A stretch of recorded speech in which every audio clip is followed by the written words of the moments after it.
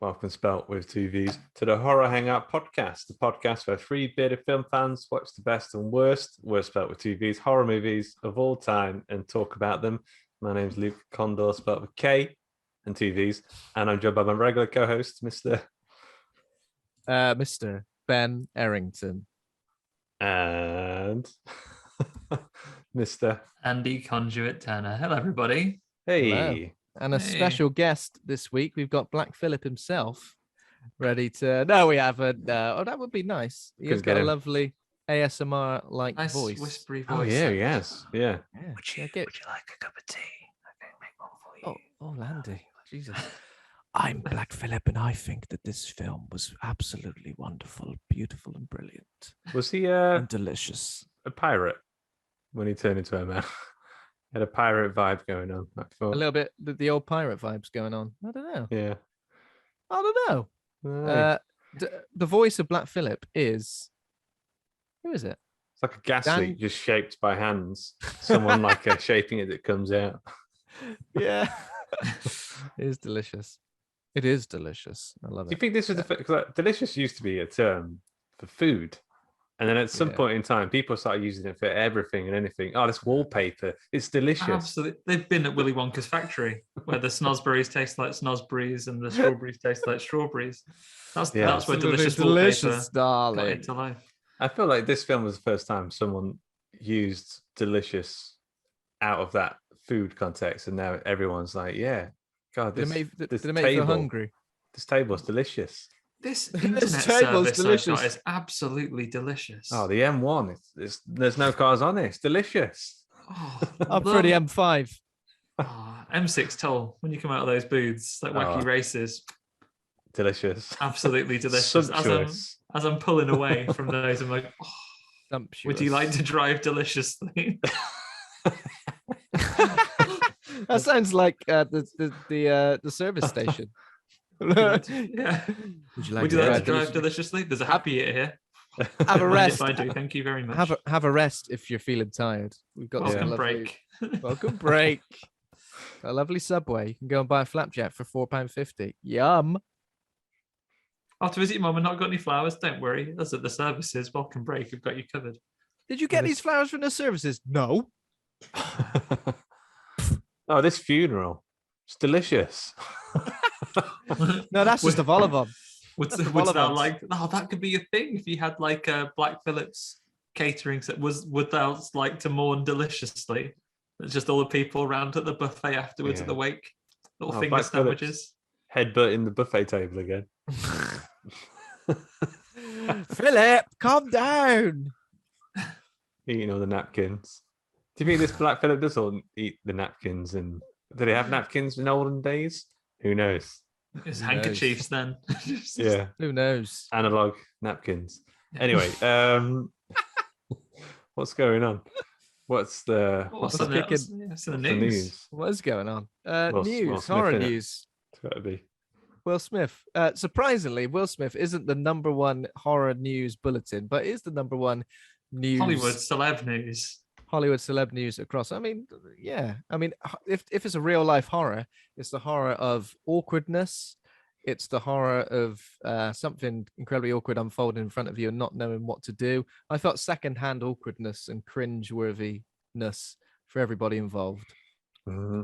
Mm-hmm. Did you know? I feel more aggrieved, and this is just me. And people can have a fight when they've had a drink, and that's one thing, and shouldn't have slapped a man for doing his job and what have you.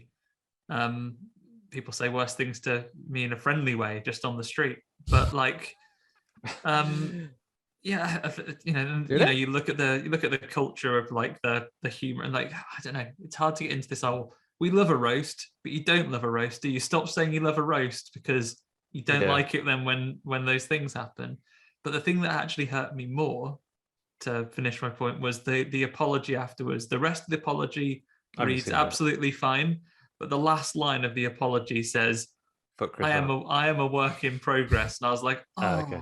And now that sounds like you're not genuinely sorry, and you've written that. That's like an authored thing that you've written. I'm like, that effectively, Will, is a sorry but, and I'm not interested in sorry buts. Yeah. Okay. It's a shame. Absolve some of the responsibility by saying he's not. I'm a work in progress. It doesn't feel like a genuine thing. It feels like a fake dramatic thing. One of these apologies. Really sorry. I'm sorry when you've hurt someone's feelings. One of these apologies. I'm sorry if you feel that I've done something to hurt your feelings. Yeah. Like, oh, well, you're not really sorry, then, are you? Come here. I'm sorry, your face was on the end of my hands when I moved it at speed towards it. Everything was fine until that last bit, and then it makes it feel really disingenuous. You might as well have done a Jerry Springfield, be good to yourself and each other at the end. I'm like, all right, fair enough. Jerry Springfield. Yeah, Jerry Springfield. He loved it in The Simpsons. Yeah. Of course, I think it's a shame because Will Smith and Chris Rock seem like nice enough guys who perhaps, even though they are part of the big Hollywood machine, they maybe seem a little bit genuine with it as well.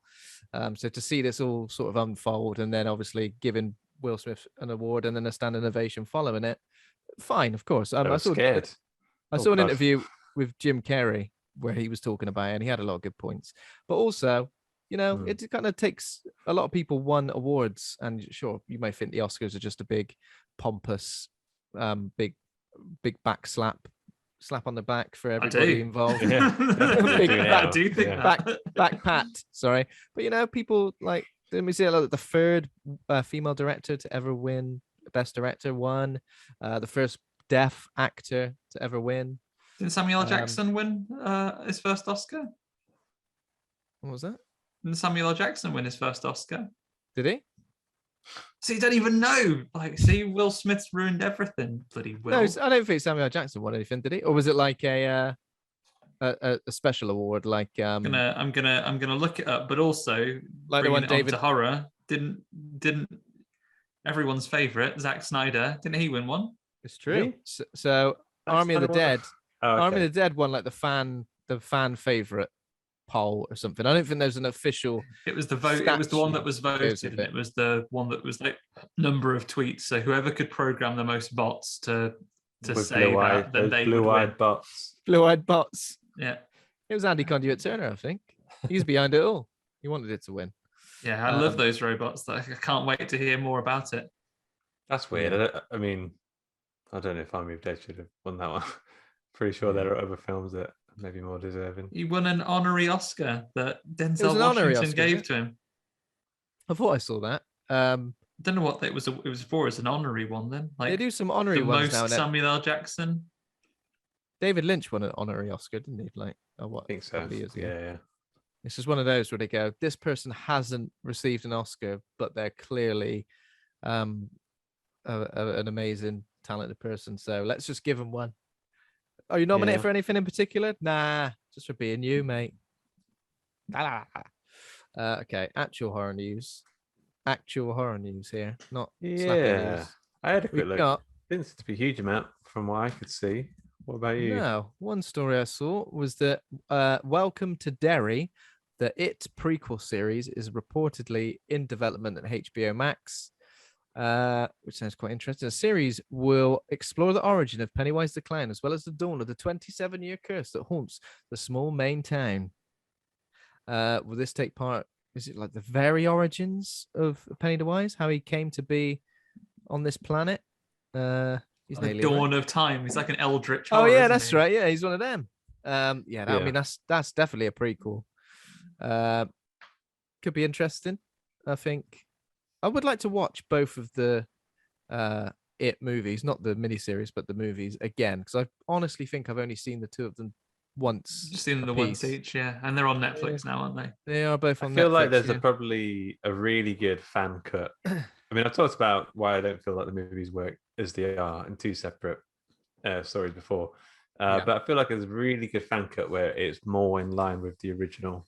Yeah, where do you fall on the original TV Tim Curry movie? Better or worse than the new one? Oh, I meant the book. I've not actually seen I have seen the Tim Curry one, but I was so young, barely remember it. 27 years ago. You've got to come back and finish it. Oh God. Yeah. I think the Andy Muschietti. Andy Conduit Turner. Andy Conduit Turner Muschietti. I think his they're better, I think, in terms of like the performances and like how well made they are on that. They're a bit bloated, aren't they? Especially with the story being split into two parts. The miniseries, I think people remember it fondly because of Tim Curry's performance, but I think the rest of it is a bit, I don't know. There's some really scary stuff in the Andy Muschietti ones. Yeah, exactly. Like a lot of the some great set pieces. I think that the second one suffers from becoming almost a bit like a little bit of a show reel, and it doesn't connect quite so well. Like they all split up and go in their separate ways for no other reason that you could do. Should we split up so we can all have our own little scare moment? Yeah, that sounds good. Let's do that. Yeah, so I feel like they could have done something a little differently, but that means that a prequel series, if you make it a series, I'd love it, like a little anthology piece where it was like, oh, now it's 1920 and it's the fire that they have at that place, or it's 10 years and it's another 27 years out, or it's another period of time. You could jump around and do little standalone Pennywise things. Yeah, that sounds good to me. That could be interesting. What is that? They see a photo, don't they, of Pennywise like years and years ago, and he looked quite human. Did he not? Did he look quite human-like, if we remember correctly? I'd like to see the origins of that, and and another time period as well. If he's been around since forever, let's have him terrorizing some bloody cavemen. Yeah, I think they do touch on some of the history stuff in the films, I think. The other disasters that he's been part of, and I know the book leans into a lot. Big old book, loads of stuff in there. I'd go and watch more stuff, and if it's got the same casting, old matey Skarsgård for Pennywise, he does a great job. Yeah With his Winnie the Pooh voice and his funny little eyes going opposite directions. Does that in real, doesn't it? It's not makeup or anything. Yeah, it's true. That's in real. That has to be what got him the gig, surely. If you went, oh yeah, by the way, sorry, I know my Pennywise voice. Did you like it? Maybe not. Look at what I could do with my eyes, and they've gone. Oh, that's saved some CG. Another piece of news. I think I was going to mention this last week, but it's made even more money now. So Chris Stuckman's horror movie Kickstarter has passed $1 million. Chris Stuckman, if you're not aware, he's a YouTuber, movie reviewer, but he's been delving into filmmaking for a while now, right? Is that right? He's been doing various bits and bobs. So his movie Shelby Oaks has so far raised about $1.2 million, which is pretty exciting. It's change. So apparently it's going to be shot as a traditional feature, but with some elements of found footage. Shelby Oaks is a horror film about missing paranormal investigators and the dark legacy they uncover. I've been a Chris Stuckman fan for quite a few years, so it'd be interesting to see what he can do with that. He's always got the kind of opinions about movies that I think I mostly agree with, and he seems to know his stuff. So it'd be interesting to see what he can do with a bloody horror film. Have a budget? That'll be nice. And think about it. Elements of found footage. How much did we say when we were talking Paranormal Activity a few weeks ago? How much did that cost? 10 grand, wasn't it? 10 grand. Was it 10 grand? You can make hundreds of Paranormal Activities with that money. Yeah, you can. And you can get back the guy. They did. They bloody did. Get Mika back in. Coming soon, 100 Paranormal Activities back to back. Change. Yeah. That's a change, exactly. You want to buy anything else? Buy a round of coffees for everybody involved? We ain't got none left. Sorry. Sold out. Bought them all. Sold out. And the other piece of news I was going to mention is because it's relevant to today's movie and today's director, is the latest update apparently on Robert Eggers' Nosferatu remake. So there's like not all that much information about this. I know it's like confirmed that he's definitely going to be doing it. And I think he spoke about it in 2019 that it was like his favorite movie and he wanted to make it. Apparently, it's being shot in Prague and it's starring Anya Taylor-Joy. Apparently, Harry Styles was connected to it as well. I don't know if that would be in like the main role of old Nosferatu Nosferatu. face. Old I hope Nosferatu. so. Bride of Nosferatu. Nosferatu. Yeah, but apparently now Styles is potentially pulled out because of scheduling concerns. I suppose he's off being Thanos' brother, isn't he? Yeah. Yeah. But yeah, that's not much information to go by, but I thought I'd mention it just because I thought I'd also ask you guys what you thought of a Nosferatu Robert Eggers film. I think it seems pretty perfect. Yeah, I would With a like combination of flavors. Hmm. The Northman's out soon as well, isn't it? Very soon, I think. Is that horror at all? I don't think it is it? Is it like a big Viking epic? The vibe I got was dark Viking revenge story with light fantasy elements, light dark fantasy elements. Like what's that game? Senua's Sacrifice, Hellblade. Yeah, I was getting some of those kind like of vibes. sort of a Celtic sort of a vibe going through there. Yeah. Oh, Yeah. looking forward to that. Yeah, looking forward to that. I think I'll be seeing that in the cinema when it comes out. Sorry if I see distracted. Since you said Nosferatu then and remakes, I'm now thinking, surely if it doesn't exist, I'm glad I'm saying it here on a recorded media because then copyright it belongs to us and we will make it. Is there a Vin Diesel piloted Nosferatu film, which is Nosferatu, in which he's a street racer in the things? By night he comes out and he races the streets looking for La Familia. Wow. Yes. He loves it. Nos and it's Nos 4R2.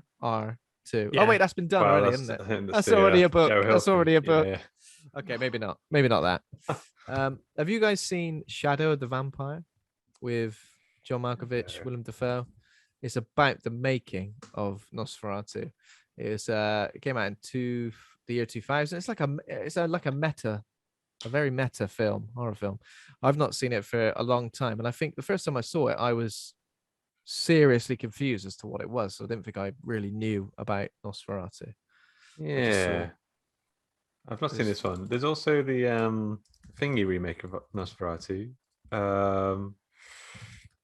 With what's his name? I could picture his face. I know exactly who you mean. It is mine's completely blank. The director who does all the films. It's Werner Herzog. Werner Herzog. No. Yeah. And his actor that he threatened to shoot. The actor that he's got a face. The actor with the face that you look at his face and you go, that's that guy. That guy. Faceman. Yeah. Oh my god. Klaus Kinski. That's the guy's name. Yeah. And apparently, is there like some sort of Doug Jones Nosferatu project as well that I've heard about? If Doug Jones hasn't played Nosferatu at this point in his life, he must be missing out on something. Get him on the list. Who would be a good choice to play Nosferatu? Because I'm not sure. I'm not sure. Adam Driver. Adam Driver. Simon Cowell. What did you say? Adam Driver. Yeah, he's a wide. He'd be a wide vampire, but he is. I think he could do it.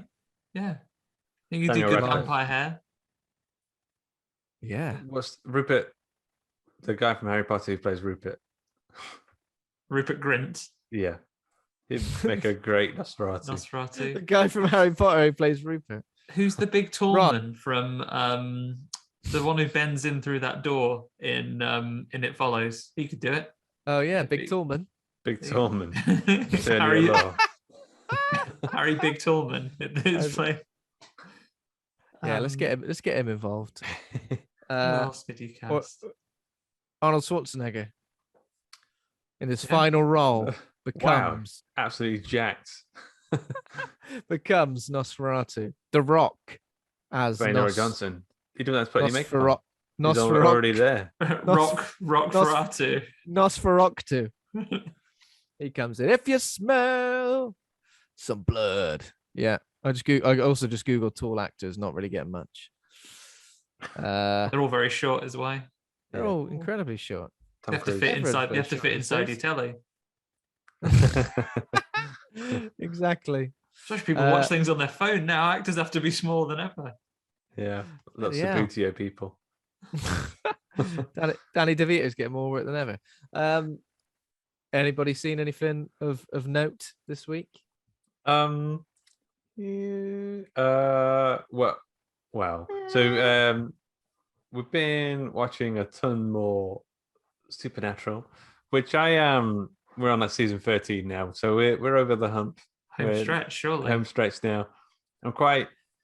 I think it's, a while ago I talked about how I used to just like 6 episode or 8 episode seasons of TV shows, but they were so focused. Like Midnight Mass, it's so focused. Like there's no fluff. But the problem with those shows are you have to be focused when you watch them. You can't let anything slip by. But Supernatural, I don't mind if I sleep through 3 entire episodes.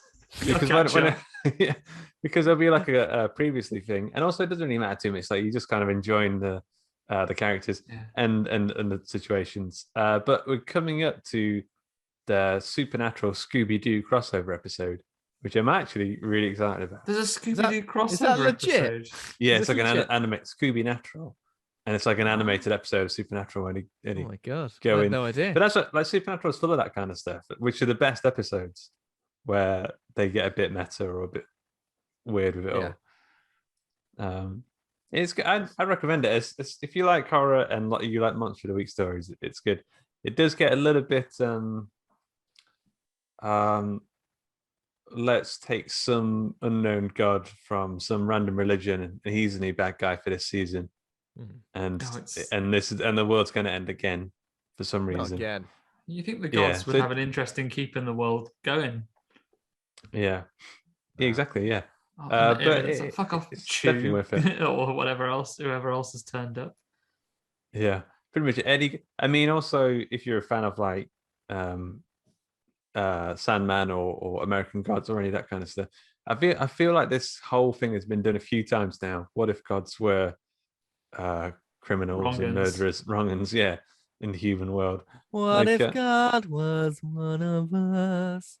But I'm enjoying it. Speaking of Neil Gaiman, we've been we're on a long commute at the minute to working back every day, so we've been listening to the Neverwhere audiobook. Have you listened to that one or read Neverwhere at all? I've read some Neverwhere. I've got some of the Neverwhere comic books, some of the graphic novels, but never read the book or listened to the audiobook. It's pretty good. So it's I mean, we're near the end of it now. It's if you've ever lived in London or know much about London, London's got this whole kind of weird underlying history, mix of mythology and stuff. And Neil Gaiman's basically just taken all of those concepts and weaved together like a genuine fantasy kind of mythology for the city of London. It's about a guy who kind of falls through the gaps of London above and then slips into London below and gets into some hijinks. There was a TV show from 1996 that I had to check out today, and it's so dated. Oh no! I mean, it's kind of good. The theme tune credits reminded me of like Robot Wars. They're like some brilliant. Rusty text and like cogs and gears and stuff. Rusty text, and the music is entirely made by people bashing metal with hammers. Yeah, pretty much. Yeah. But yeah, it's a cool story. I'm enjoying it. I'm enjoying being in that world for like 15 hours or something. What about you guys? Well, I know Ben and I have watched at least one thing in common. Should we cover that first, Ben? The Spine of Night? It's got quite a few big names, isn't it? Sorry, what how did you describe it? I just did the description that it was an animated movie that is on Shudder now, and they said it was an uncompromised to its vision. Yeah. I think I saw it the day. Lucy Lawless. Who else? What's his name? I'll have to bring their names. Joe Manganiello, Patton Oswalt. Yeah, Patton Oswalt. That was one of the most recognizable voices on there. Yeah, that's cool. I like the overall vibe. Yeah, so it's like the sort of rotoscoped animation. Sometimes it looks good. Sometimes it looks a bit ropey, but maybe that's the point. In terms of the story, like it is quite high fantasy stuff going on, but like an original story as far as I'm aware. Is that right, Andy? Yeah, I think it's all an original story. I don't think it is pulled from a particular graphic novel, certainly nothing that I've seen just yet. In many ways, it's kind of an anthology piece. It has lots of individual stories in it that then do link together. It gave me big vibes of, and I can't place any of the names now because these are artifacts of history, but certainly growing up in the 80s, 90s, there were some animated films that I have vague memories of watching growing up that I couldn't comprehend when I was watching as a kid and were quite scary or horrifying. There's definitely one that sticks in my memory. Write in if this description rings any bells, anybody. It's like the a Lord of the sci-fi. Rings? There's not. It's this a sci-fi one that I was remembering in particular that like has.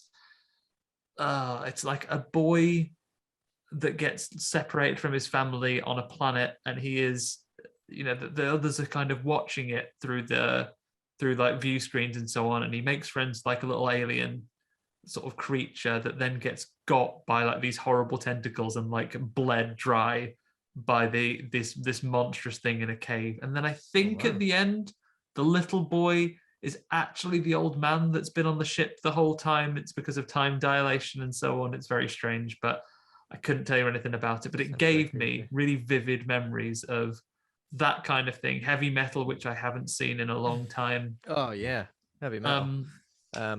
Yeah, it's like Primal. Not doesn't look exactly like Primal, but it's giving me Primal vibes. Yeah, I definitely got Primal vibes. Where I got Primal vibes to a degree, yeah, where it kind of just kept introducing these new sort of really intensely over the top elements where you're like, they don't really fit in that world, but they kind of do make sense, if that makes sense.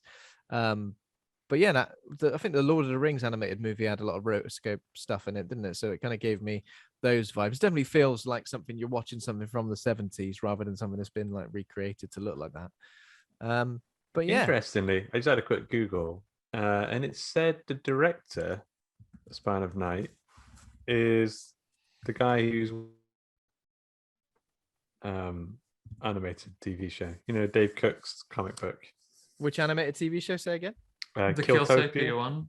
Oh, really? No way. It's a little teaser what to expect from Killtopia then. Interesting. Yeah, I found this really interesting. I think I will go back and maybe watch it again. There are hits and there are misses within it. Lots of naked people flopping about and doing some weird things. It doesn't compromise. It doesn't compromise on what it wants to do. Rotoscoped boobs, rotoscoped penis, rotoscoped bush.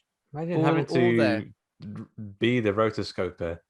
This month, I'm doing nothing but balls, just drawing over it frame by frame. We've told you can do the whole body. Why are you spending so much time on the balls? The balls have to be perfect. They have to be perfect. They've got to be right. I've got to get the bounce correct. Okay, it's got to be realistic. Yeah, it was good.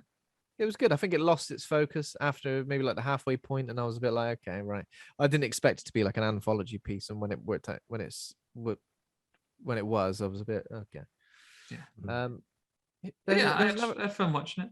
There's another actor in it, an English actor. What's his name? The one who was in Loki as well. Can't think of his name. With Nail and I. Oh, Richard Grant. Is that? Yeah, that's it. Richard E. Grant. He's Grant, in it. Yeah. He's one of the main voices. He's like the Guardian, right? That has been guarding the big old skull cave. Yeah.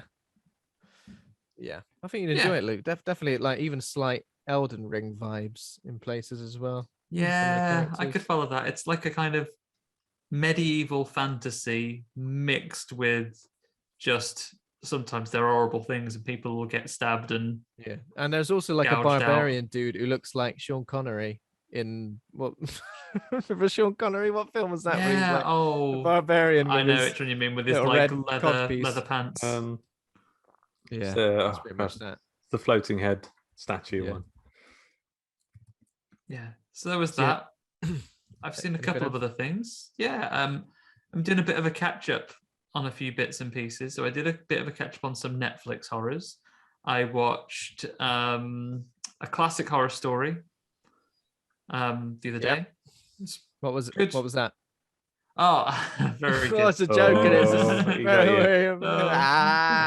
I watched a classic horror story, which was actually a new film about newish film about some people that want to make classic horror stories and entrap some unwary carpoolers into their web of horror. Some interesting features to it. other than that, I also watched last night There Is Someone in Your House. That was a decent slasher. Kind of lost its focus on the reveal, but I really like the aesthetic of it. Have either of you seen There's Someone inside your house? No.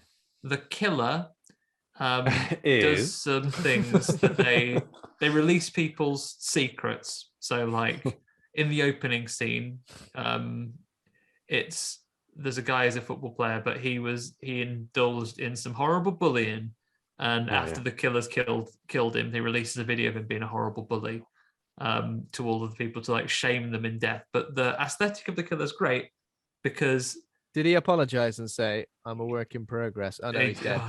Yeah, didn't give him the chance to give a really twee ruiner to your otherwise decent apology. The killer has like 3D printed masks that make him look like the person that they're killing. Okay. So when they're being chased around the house, it looks like a mask of their own face, and the killer wears their clothes typically. So you can't chases change them around. Can't change target halfway through then. No, can't if you can't get them when they're two at a time. And go, I've got to change. Yeah.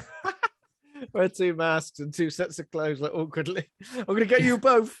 Unless then the killer is a quick change artist. Does that thing that Hitler used to do, time himself changing his clothes as fast as he could. Did he? Did Hitler do I think that was a thing Hitler did. Yeah. Is that true? I think he used to when he used to get changed for swimming or whatever, he'd be like, right, 3, for swimming. 2, 1, go. Is that how he ended up? Is that how he ended up dead in the wardrobe? Yeah. It wasn't strangle wanking himself at all. So what's the aim? To just get changed as quickly as you can? Just get changed as fast as you can. I do that on cold days. It's like I want to be naked for as little time as possible. Yeah. Maybe that was it. It was cold up in the eagle's nest. What goes on first? You can't put socks on first because you look odd. Like a chicken. Whatever's closest to my hand. Like a chicken. T-shirt. Whatever closest to my hand. Trousers first. I do trousers first. And then suck the pants up my trouser leg. Like a Hoover. A bit of rearranging inside. Whatever's closest. Oh, it's a coat again. That goes on first. Then the rest. Yeah. Wow. Rain Mac. Oh well, that's what's closest. Big welly boots. Yeah, well, we'll start off here. Start with needs to go on. Rotoscoped balls. Yeah. you would be rotoscoped going out in that cold. You're not ready. Anything else? Anything else you see? Those ones, and then I've also started Ash vs. Evil Dead. I've done half of the first season. It's very good. Don't know why I didn't watch it sooner. Nice. It's great. The first episode, especially the one that's directed by Sam Raimi, I remember thinking, wow, this is way better than I thought it was going to be. Like, it's excellent. It's really funny. Yeah, it's a lot of fun. Yeah, enjoying it. And other than that, I've gone back and had a little casual like background viewing. Don't need to sit and watch these, but after we were talking about it the other day, I've been watching those Resident Evil movies again. I don't think I've seen the last one ever. The last one of the Mila Jovovich final chapter. But I watched number 1 not too long ago, about a month or 2 back, and I've watched 2 and 3 in the background. Had it on in the background while I've been writing this week. Yeah, 3 really drops off. The effects like, oh, you had less money all of a sudden. That mean you saw the moment in number 2 when Jill Valentine's revealed and she just walks in and shoots someone in a police station. She's great in that movie. It's such a cheesy movie, but I quite like Jill Valentine in that second one. Yeah, it's a good actress, and I think she pops up again in another one of the movies, isn't she? I think she comes back a bit. She's got later. like the Resident Evil 3 costume as well, which is pretty cool. She's got like the blue top and little jeans, goes around, does some shooting. Yeah, I liked that one in number 2. You get those great lines with GTA motherfucker. The Nemesis looks just so rubbery, doesn't he? He's a very rubbery Nemesis. No one's been as rubbery as that guy. Literally, it's like a Barney the dinosaur level costume. Like, it's a very big, very physical. Exactly. I mean, you can argue it doesn't look like CGI. It doesn't look like CGI at all. Definitely not. That's it. How about you, Ben? The only thing I've really seen, so I've been looking forward to Moon Knight, which is out now. I think the first episode. What do you think of it? Sorry, I've been looking forward to it. I haven't seen it yet. Unfortunately, but in his mind, it's pretty good. I watched it this evening. It's It good. looks pretty good. You've seen it. You've seen it. Okay, Yeah. right. Okay, maybe I shouldn't have brought it up then. I haven't seen it. I'm probably gonna watch it after this podcast. I think. I did go back and watch Kick-Ass 1 and 2 just because I can't remember what happened. Something popped into my head. I was like, it's been a long time since I've seen those films. Let's stick them on. Let's see if I enjoyed them as much as I remember. They were And- pretty fresh when they first came out, right? Like I know we've got The Boys now that kind of has taken that baton. But there's a lot. yeah, They're older than you realize, when Kick-Ass is using MySpace and stuff. I'm like, hang on a minute, is this film really that old?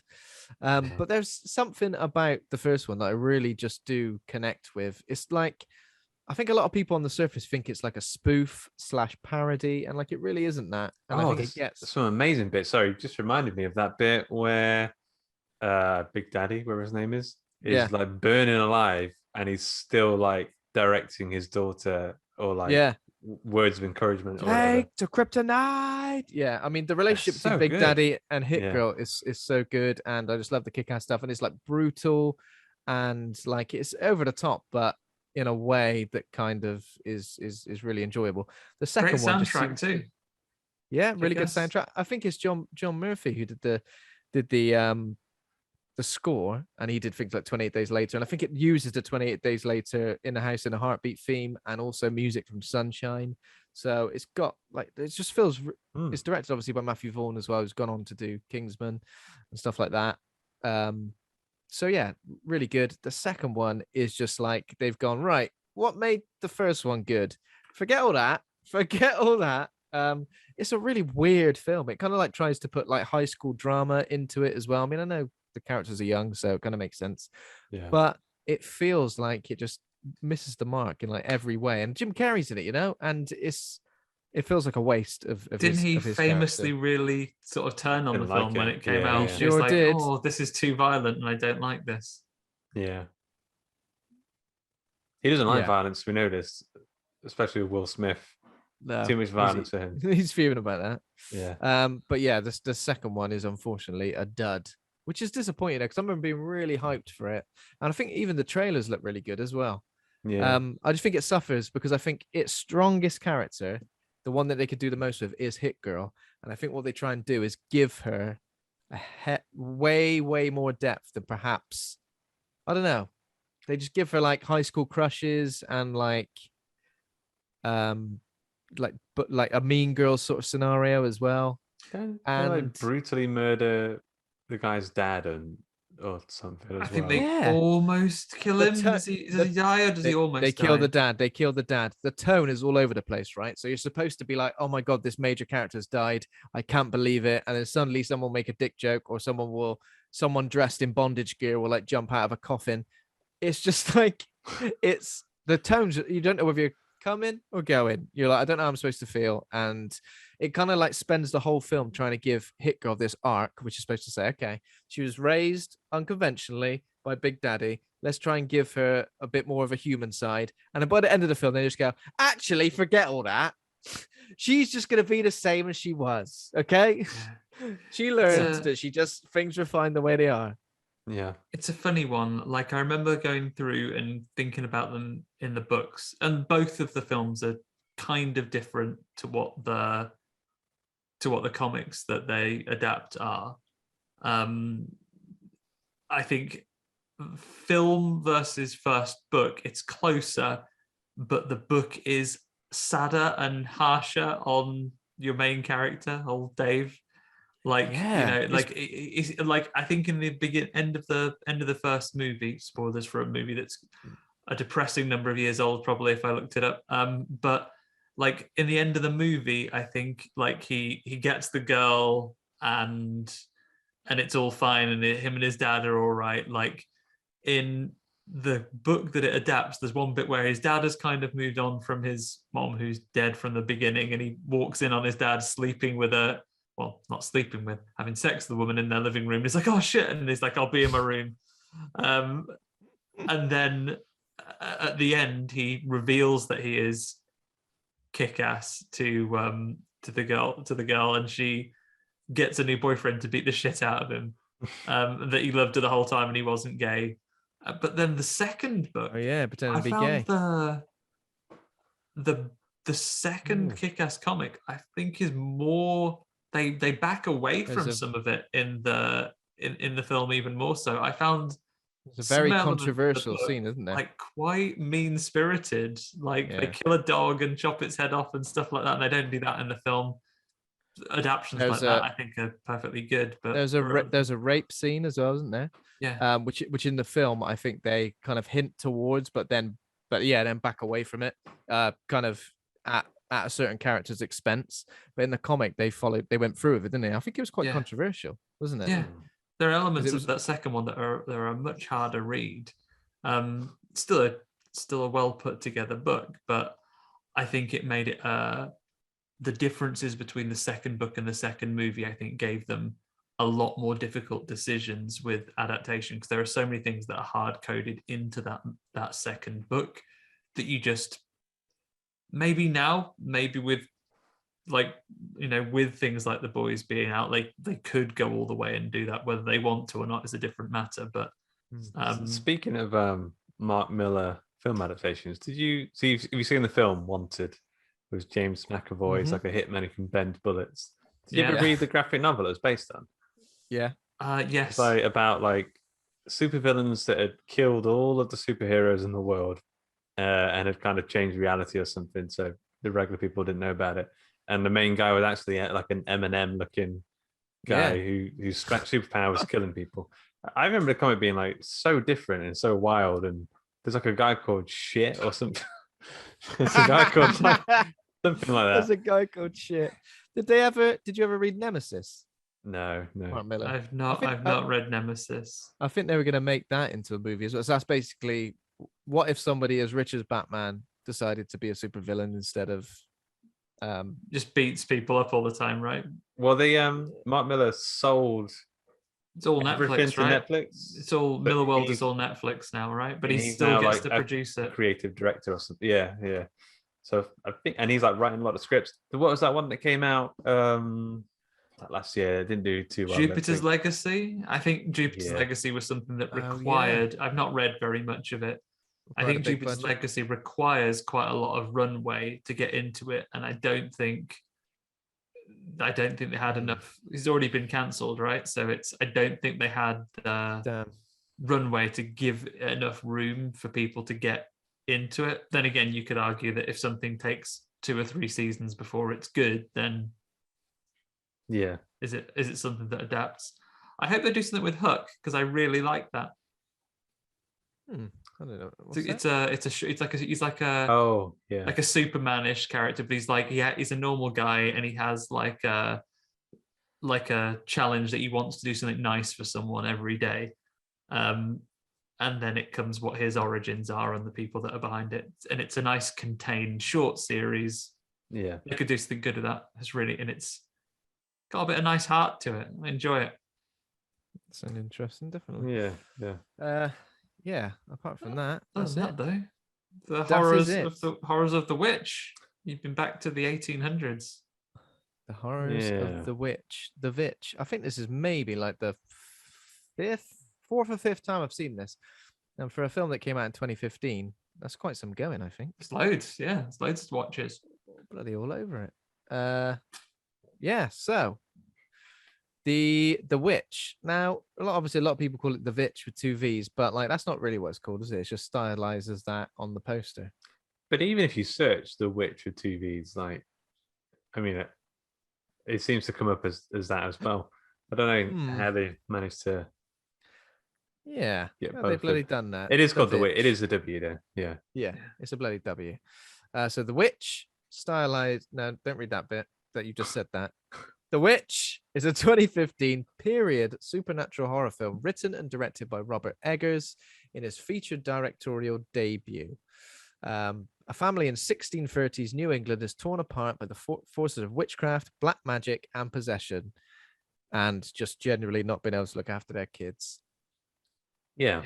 In terms of reviews, it seems to fare better on the critics' side. So on IMDb, 6.9 out of 10.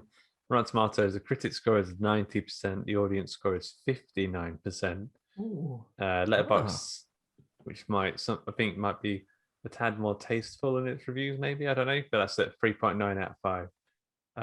There weren't many choice reviews really.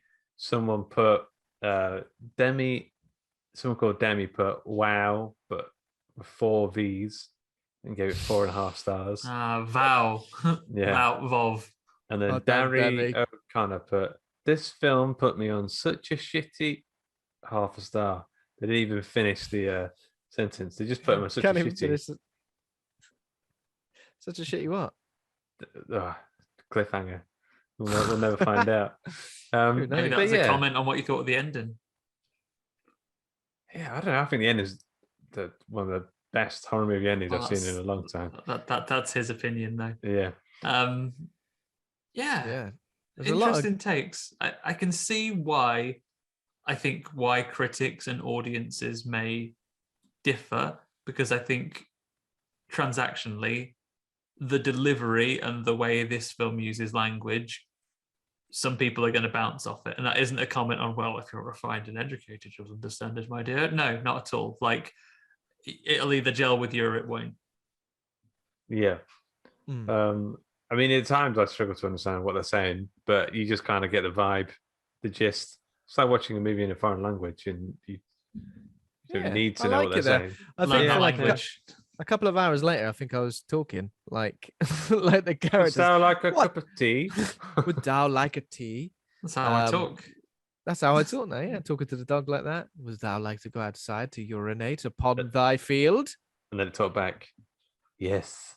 Yes, I would like To to piss everywhere. deliciously. Piss deliciously. Dennis, I conjure you to speak.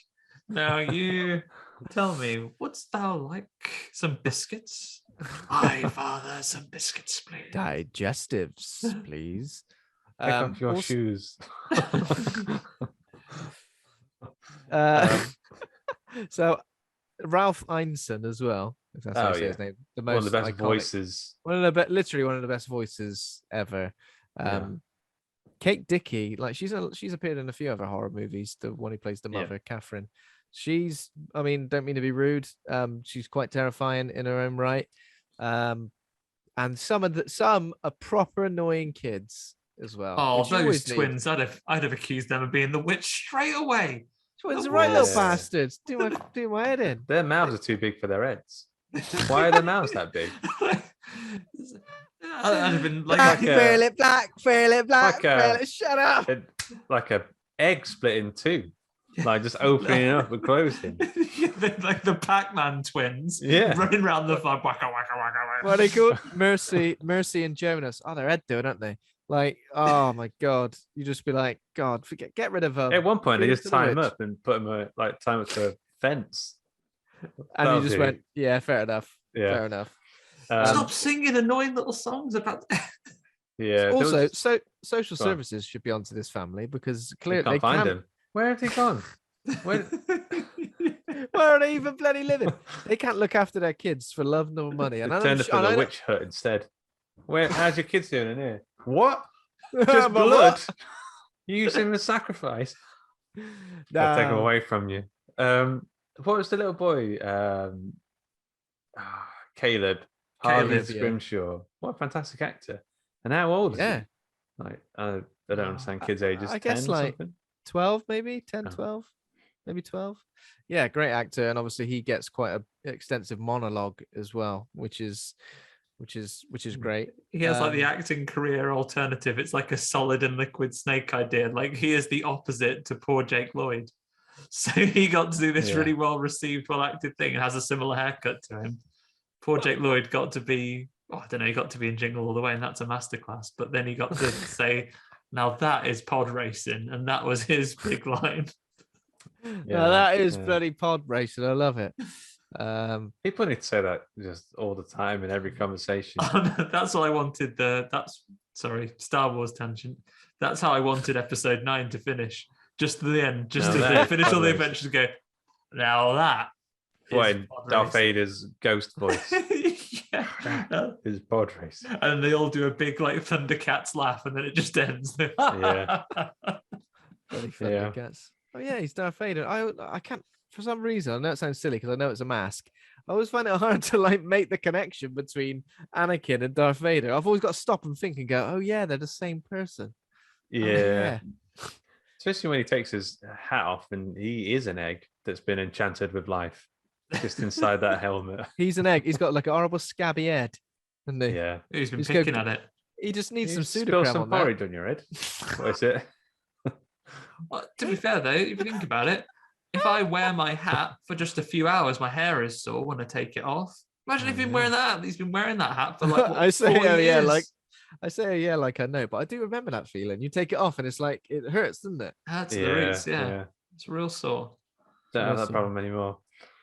There we go. And then Anya Taylor-Joy, which I think this is her first film. It's her first major role, isn't it? She was apparently in something. Oh wait, here we go. She was in the Vampire Academy in a deleted scene. So I think it's fair enough to say that this doesn't is her count first. then. That doesn't count. This is her first movie. Yeah. Imagine, God, you're going to be the vampire. What's it called? Vampire Academy. Oh, so exciting. We're casting the deleted scene. What's the point in even filming it? What's the bloody point? Yeah, this scene's going to be deleted, I'm afraid. What a career she's had so far. Obviously, there's The Witch, there's Split and Glass, The New Mutants, Chess. Last Night in Soho, Captain Chess. Whatever that one's Captain called. Chess, yeah. What? This is like chess genius in that show. Oh yeah, oh of course. She's Oh, chess yeah. queen. Sorry, I only know it as the Queen's Gambit game. All right, that's the only thing I know. What's that? Are you playing that game from the Queen's Gambit? What, chess? Yeah, whatever it's called, silly old Super game. Drafts. She's Super also Drafts. she's also going to be voicing Princess Peach in Drafts 3D. Mario movie. Yeah. Drafts 3D. She's Oh yeah. Anya Taylor-Joy is she's absolutely crushing it, and I still am shocked by that new, and I don't know who said it. Someone who's no good, obviously, is that, oh yeah, you look too weird to ever have like leading roles in Hollywood films. Well, I think actually just the right kind of weirdness is exactly what you need to stand out in people's minds. I mean, think of I don't know, off the top of my head, Vin Diesel. What a peculiar looking chap. What a funny looking guy. He's not human, is he? He's like a morph, that Play-Doh guy, but with muscles. He shouldn't be a Hollywood actor. And big old tater in a vest. Another good example, mention him again, Adam Driver. I'm fascinated by that man's face. And in Star Wars, when he's like got trousers up to his nipples, I could watch that scene on repeat for hours and still not understand what's going on there. He's like skinny but wide with like such a distinctive face. I love it. He's skinny but wide. He's got the skinny, same but he's body, like the same body type as Parappa the Rapper. Yeah, but I know what you mean. Like he is not a conventionally handsome, but I feel like if you're too conventionally handsome, you just like you'd be like a model on a perfume advert or something. But then you just forget him straight away.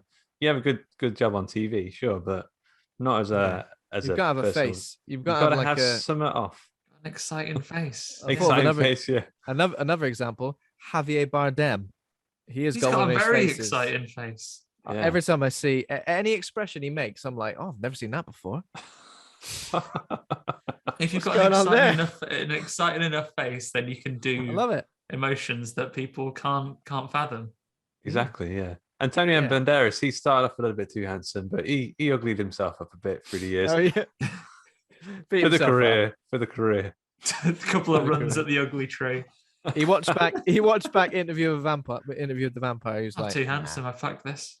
Too handsome. My hair is absolutely perfect, like a L'Oreal advert. No. Well, Brad Pitt like literally did run into the ugly tree.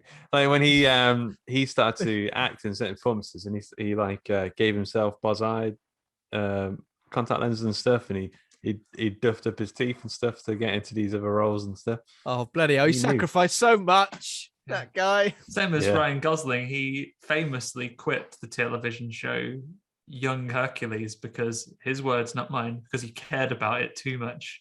I care about Young Hercules too much. Wow. I learned that from Joel Dusha. Yeah, he's. I care about it too. Why are you leaving? I just care about you too much. Okay. See you later. But yeah, I think what we're trying to say is Anya Taylor-Joy is amazing. And It is joy. beautiful, and it's but great. Is also a joy. has an interesting enough face. Yeah, I think and her performance here is really good. I enjoy everybody's performance here, and there is a serious sense of it's seriously unsettling, isn't it? This film, Yeah, it's just something Yeah. at all time. Even though you kind of know where it's going, as I said, I've seen it quite a few times. I'm still always a bit like, oh, it gives me the creepy crawlies under my skin. Yeah. And yeah, It's like a proper dedication to the like the time period and stuff. I mean, this is exactly how people back then would have shot this with cameras. This is how they would have filmed it. this is exactly it. Yeah, this is exactly how much they would have loved Jesus. I 'Cause remember- they absolutely love Jesus. In this film. They can't get enough of him. Yeah. They can't get enough of Mr. J. God, Big J. Stop banging on about him. I know he's good. He's all right.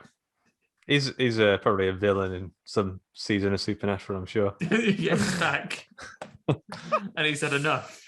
It just must be utterly exhausting just to be so dedicated to old JC, because God, everything that happens in this is just like Jesus meant it to happen, or it happened because you didn't love Jesus enough, or come on. You've got to love him just the right amount. You don't want to overcook him. I think the dad overcooks Big J a little bit there. Because he begins the movie by saying to the people in the church, which is Whoa, he said that. Yeah, he does. Which is Jesus's base. He goes into the church and he says to all the people in the church, "Yeah, you don't love Jesus enough at all. We're going to go and live. Says you don't love Jesus.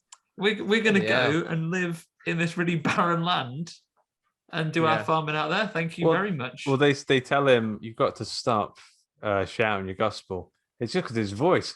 It gets through all the walls. You can't sleep when he's booming and. He's got a very deep voice, isn't it? Even if he was, downstairs, you'd hear like. Oh my God, you would, wouldn't you? It's still the bass. Imagine living next door. I'm glad he's moved away, because imagine living next door to him while he was watching TV, shouting at the TV, shouting at the chase.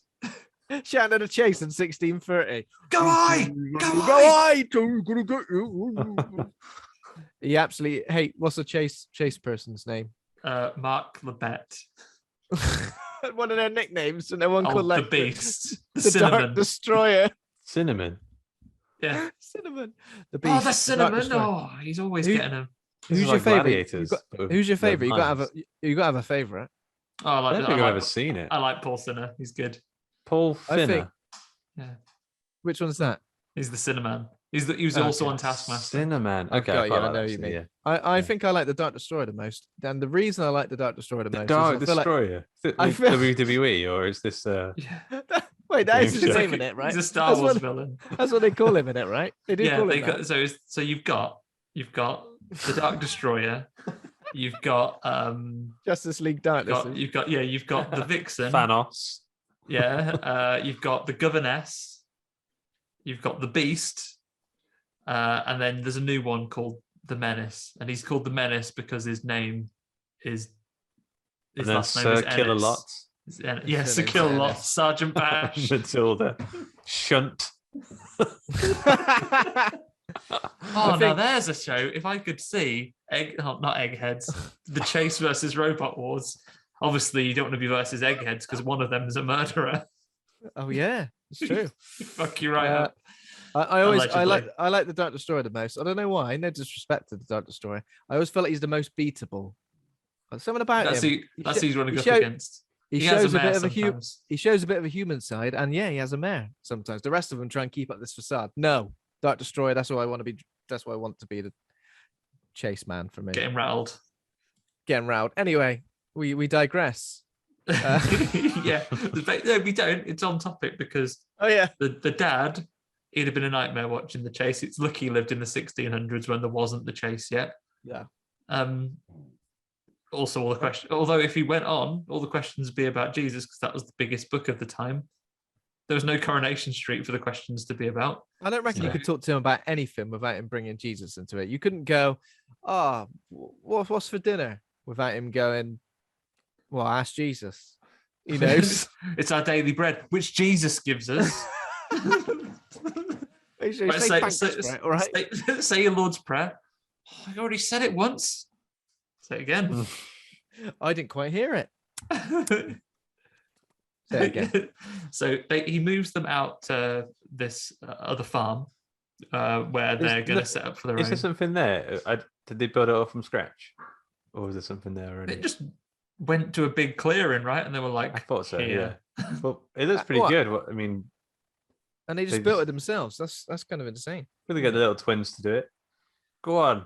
That's why they're so annoying. Yeah, they sent those twins out into Acted what was out, just a so they big made field, them build and an entire house. They just ran through that field like Langoliers, just like with their big floppy heads.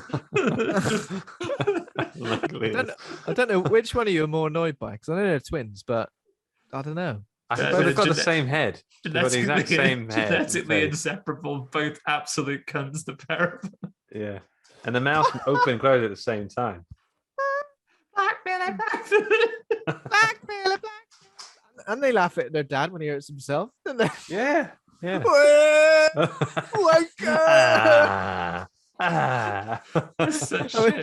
They react like when someone smashes a plate in Weatherspoons. Yeah. Taxi. No, so basically, though, the family. So this family is like the Incredibles because they've all got a power. So Caleb can memorize the entire Bible. Thomason may or may not, actually isn't a witch. No, you know, she doesn't discover she's got Dr. Dolittle powers apparently. The two little Pac-Man twins, and then the baby, whose power is being an absolute peekaboo champion, because that's what happens now. Thomason's with the baby like the baby's like Nightcrawler. And then you bam. Yeah, bam.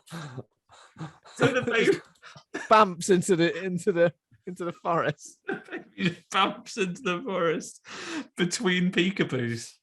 Yeah. That's got to be like I don't know, that's a really smart and horrifying way to kind of open the film. So she's I don't know what she's doing. She's taking the baby out for a little wander or something, and she's playing hide and seek, and every time she's literally just sitting in the garden playing peekaboo.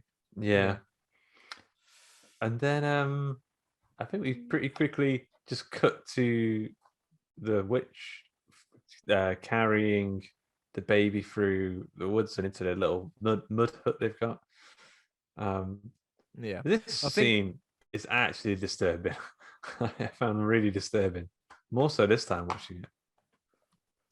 Is that when she's like making something out of him? Is that right? She's like, so we have the baby just there, and then we just see a knife, and there's that the soundtrack is like, imagine 100 old ladies with their feet being tickled. Yeah. Like constantly getting louder and louder.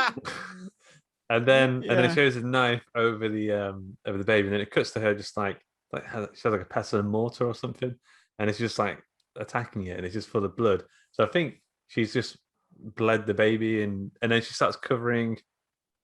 Which is like, you don't quite see. The cool thing about this film is that you don't really see what they're doing, but they're like covering like a broom, like a witch's broom or something in the blood, covering their body and it massaging themselves into it. And it's all cut like a Nigella Lawson cooking show, because you never see it's like close up on the hands. Yeah, really almost as nude. Witch's eyes. Yeah. Just horrifying. I don't know, just we don't see quite what's going on, but it looks horrible. And the baby, I mean, the first time I watched this, that actually made me sit up. I was lying down, I was watching it, I sat up and was like, what the hell? They've literally just killed the baby off like that. That's insane. I was watching this, and it did stop me laughing at the disappearance from when the baby bounced off. There's a real emotional roller coaster that 5 minutes. Yeah. I mean, it is, yeah. It is terrifying. And it's good because the reveal of the baby disappearing, he kind of just focuses on Thomason's face as she realizes the baby's gone. I don't know if you would just stare at the same spot. You'd be like, wait, what? I'd get a little magnifying glass out. Like Rick Moranis in Shrunk the Kids, looking in the grass. Rick Moranis said, I shrunk kids. That's what it would be like if was his Blumenech, Ralph Ineson was the guy who shrunk his kids. Yeah. Bloody hell! I've shrunk my kids. Bloody hell, I've shrunk kids. Jesus. It's like, now I need to make sure is whether I didn't love Jesus enough or just in the wrong way. Yeah. Or if I love Jesus too much. Or if I Impossible. love myself as well. Do we know if they blame Thomason at this point? I think the mom certainly does pretty quickly. She's like, Yeah, I definitely they say it outright. Maybe they're whispering at nighttime. They in the same room. They do some nighttime whispering quite soon. But the first thing is, I tell you what, from bad to worse. At first, baby's vanished and been ground up into a paste. But then also the corn's gone bad. It's not funny, is it? It's not funny, but for some reason, the corn goes bad. Yeah. Yeah, the corn's all black. I mean, devastated. I was well looking forward to a kernel. It was like, oh well, baby's missing, but at least we'll have some lovely corn on the cob. What? Oh, for fuck's sake! Gutted. Yeah. And meanwhile, the witch is enjoying baby paste. Yeah. Yeah. Witch's corn, more delicious than ever. God. Yeah. So they're having so that they're without any good corn. They go out, particularly the dad and the eldest son, Caleb. They go out setting the traps and they're looking for animals. And I guess some time must have passed already because the little boy says, "Hey up, Dad, you hadn't talked about the baby since it's gone missing." He goes, "Oh, because it's dead." I think, no, he didn't say, "I don't want to talk about babies anymore." They think a fox or a wolf took the baby, right?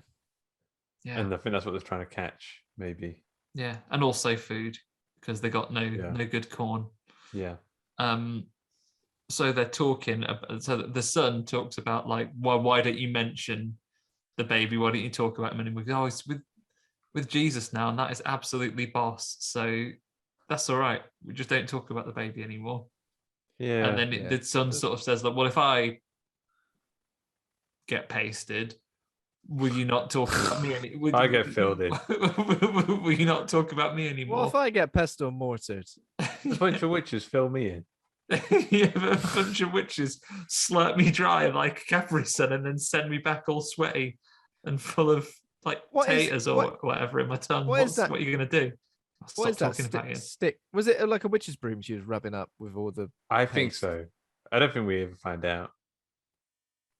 But it looked like a broom, I think. I mean, actually like a stick with some twigs on it. Yeah. I don't know. That was brooms in them days. Always naked as well. Oh, yeah. Always in a nudie. I mean, if you're a witch, what's the point in wearing clothes? Keep you warm. There's no H&M nearby, is there? No Primark then. They do wear clothes. Like later on, there's one that maybe she's pretending to wear clothes. Like it's all a ruse. Isn't it? I'm actually naked under here. Are you? That's how she gets him. Underneath my clothes. Yeah. Shakira is the witch. Shakira is the witch. Shakira. I grind a baby into a paste. Spirit of my body. Whenever 1630, wherever New England. Oh, come on, response for the audience. We haven't seen her yet. Right now, Dad and Caleb are out hunting for food, and they see the most oblivious rabbit ever. Is the rabbit also the witch? They're all witches. Everything's a witch in that woods. Even the trees are witches pretending to be trees. The rabbit is very oblivious because they see a rabbit sitting there, and Dad's like, "Oh, great, cheers, Jesus! Right now, I'm gonna blow." Olden times guns are the hardest gun. You have to get like a big fuse wire out. Oh God! And he's like, right, and the rabbit just sits there the whole time. We have rabbits outside our house. I see them, and within seconds they are off. Yeah. I certainly wouldn't sit there and look at me gormlessly. Yeah. As you try to load up your rifle. With this one, he goes, reload. reload. Yeah. Reload. He's like pressing the wrong button. Honestly, he's like Reload. bringing out like a huge like sniper rifle, like it's Day of the Jackal, setting up like some big setup to do it, and then he almost shoots his eye out. He's like, There's a dog that runs over and goes, oh. Yeah, the dog barks, and the rabbit still's like, yeah. After he shoots the gunpowder goes in his eye, the dog is like jumping up at him. I reckon if you change the soundtrack to this, it'd be like a comedy. Do do do do do do do. Oh, for God's sake! If you just put in a number of wah wah wah, especially when he slips over, like a little banana slipping noise. So they come back to the farm, don't they? And this is where Black Phillip's running amok.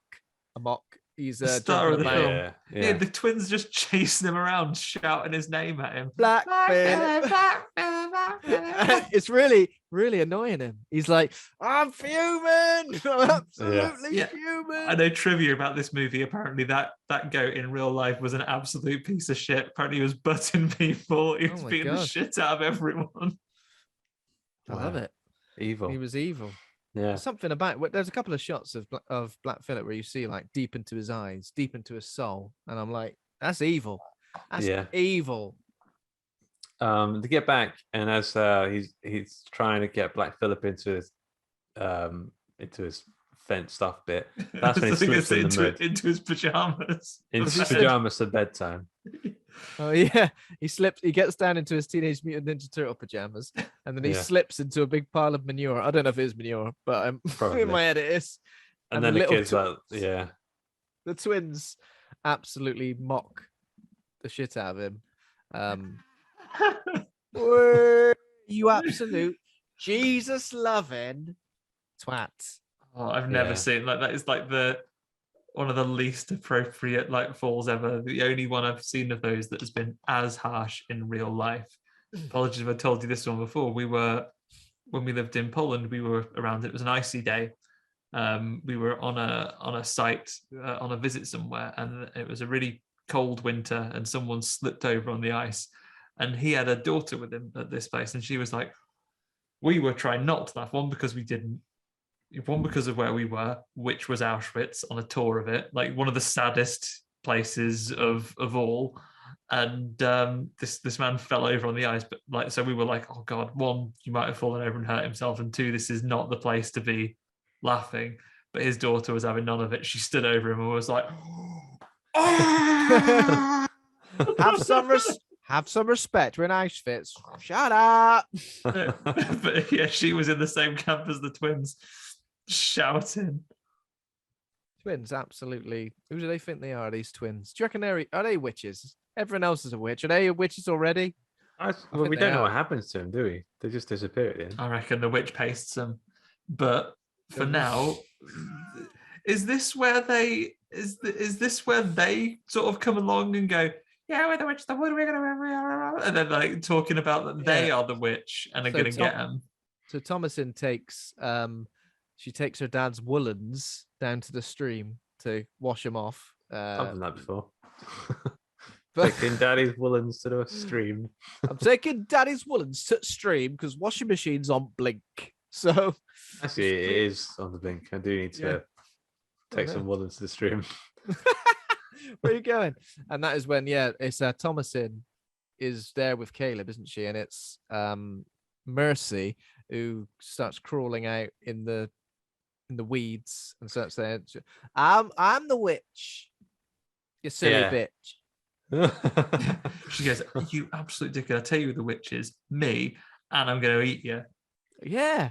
And for someone who was clearly trying to wind her up, but as soon as the tables are turned, it really hams it up. Yeah. I'm going to murder you, you little twats. I'm going to bloody murder. Do either of you guys use the turn of phrase colder than a witch's tit?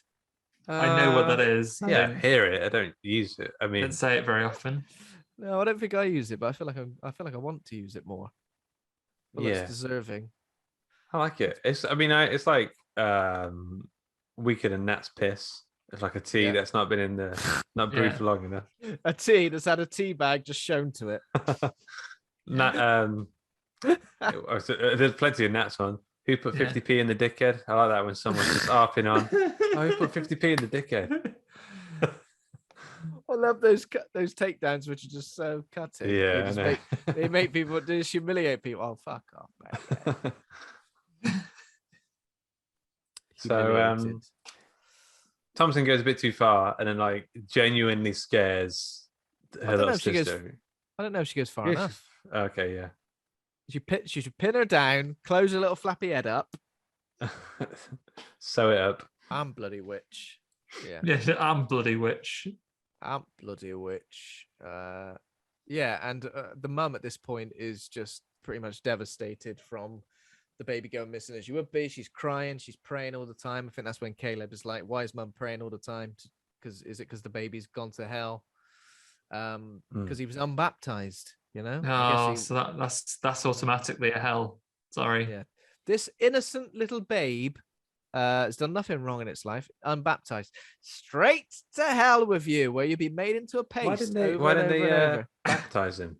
Aren't they? They've left town, haven't they? So it's like, it's something you forget to get your cat microchipped. I should have got that done.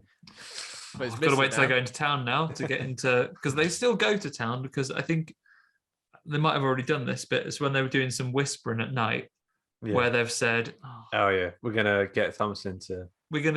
give Thomasin to another family because we haven't got enough food because all the corn's gone black." Yeah, the people, Thomas. If you're gonna give away, like she's the biggest. But she washes woolens. Yeah, but no one's gonna want to buy the kids, the twins. I don't know. We're not taking them. They could make really good scarecrows, or if your animals just weren't antagonized enough, they could do that. Black Phillip.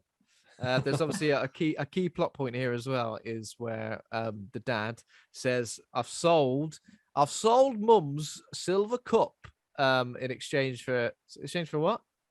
Some hunting supplies, I think. Maybe that gun or something, or and a little bit later, a gun that doesn't blow up in your face. Yeah. A little bit later, when they're having a bit of dinner, Catherine is like to Thomasin, "Have you seen my silver cup?" And Thomasin says, "No, nay, I've not seen it." I say thee nay, mum. No, nay. I say thee nay, mum. And the dad's like, "She says she's not seen it." Basically just big domestics happening all over the place between everyone. Yeah, and they're gonna sell her off for pittance. Yeah, they're gonna sell her off, get rid of her. But in the morning, Caleb decides he's gonna go out and try and. Is he trying to go hunting again? Yeah, he's gonna go check the trap. Yeah. Yeah, they've set the traps, haven't they, for some animals, because they want them to have some food to eat, and she goes with him. Yeah. So they get into the woods and they're having a nice chit chat about something or other, and they see that they have caught something in the trap, like I don't know what it is, probably a hare or something. But then there's also another hare or bunny rabbit further up, which is the witch one, I think, because that one freaks out the horse. Yeah, it spooks the horse, doesn't it? And then the dog chases the bunny rabbit. It's just like a Tom and Jerry cartoon. This is. Yeah. Oh, no, the dog chases the bunny rabbit and the horse does this, and then everyone runs around scared of each other. Yeah. There's a rabbit sticking out. He's got like a big carrot and he's eating it. Gives them some sass. Yeah. The horse throws Thomas in it, doesn't it? And she gets knocked unconscious. Is that right? Yeah. Yeah. And then I think we were with Caleb for a little bit. He wakes up and then he finds the dog who's been disemboweled. Yeah. Horrendously.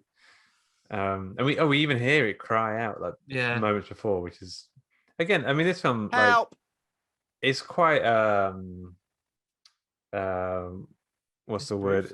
It's brutal. It's brutal. It doesn't care about you killed a dog and a baby within its first 40 minutes. Yeah, and there are no jump scares or anything like that. It doesn't need any of that. It's just that the horror is a creeping dread all the way throughout. Mm-hmm. But then there are moments of just genuine, oh my God, that is actually horrible. Yeah. And it dwells on those things as well, isn't it? It's not just like this might have happened. No, this is definitely what's happened, and this horrible thing is it's quite I'm showing you.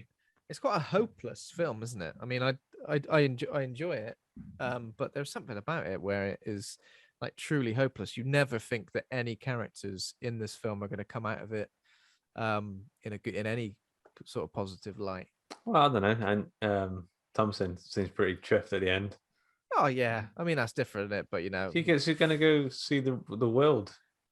She's you can go see the world, but one thing, you'll have to smear baby paste over your body, maybe like once a week. You're going to have to hover. You have to get your hovering reps in, at least 10 reps an evening. And you're going to have to add to the choir of women being tickled on the feet. Tickling women. Yeah. So this is a creepy moment. So Caleb gets to like the wood hut. He finds the witch's house in the middle of the woods, and he seems torn whether he should go in or not. And a witch kind of comes out and walks towards the camera. She's like winking at him, fluttering her eyelashes and her eyelids, and she's like doing the hanky panky. What's that thing? God. Grinding hips and stuff. Oh, the okey cokey. Not that. She's got doing the okey cokey. Does a cartwheel and a roly poly. And then she's got some clothes on though. She's got herself a sexy bodice. Yeah. Got a bodkin and a jerkin and a bodkin. Hood. Take off my bodkin and my jerkin. Yeah, she's got a bodkin and jerkin, and she's marching up there like Scottish widows in like a hood. Yeah. And she kisses him. He kind of he gives into. We saw him earlier actually, like kind of looking at Thomason's body, wouldn't it? Yeah. Yeah. And he's clearly having those. He's growing up. He's having those thoughts and feelings. Maybe a bit confused because I can't imagine his mum and dad are going to be the ones who want to talk about the birds and the bees. They'll say, "Sin, there's sin in you, and if you touch yourself, the sin will come out and consume you." Yeah, that's what he needs. Some good sex education. There's only one thing that you need to love: Jesus. Oh, but what about these feelings I'm having? You're allowed to bury them touch deep yourself down. as long as you're thinking about Jesus. Yeah. Oh, Dad, I just can't wank over Jesus. He doesn't do it for me. How dare you, sinner? You're also a sinner. You're a sinner if you don't wank over Jesus, but you're also a sinner if you do wank over Jesus. You dirty bastard. Well, you should want to, but not. Get yourself to the point of climax, and then punch slap yourself. Yeah. Blue ball for Jesus. Edging for Jesus.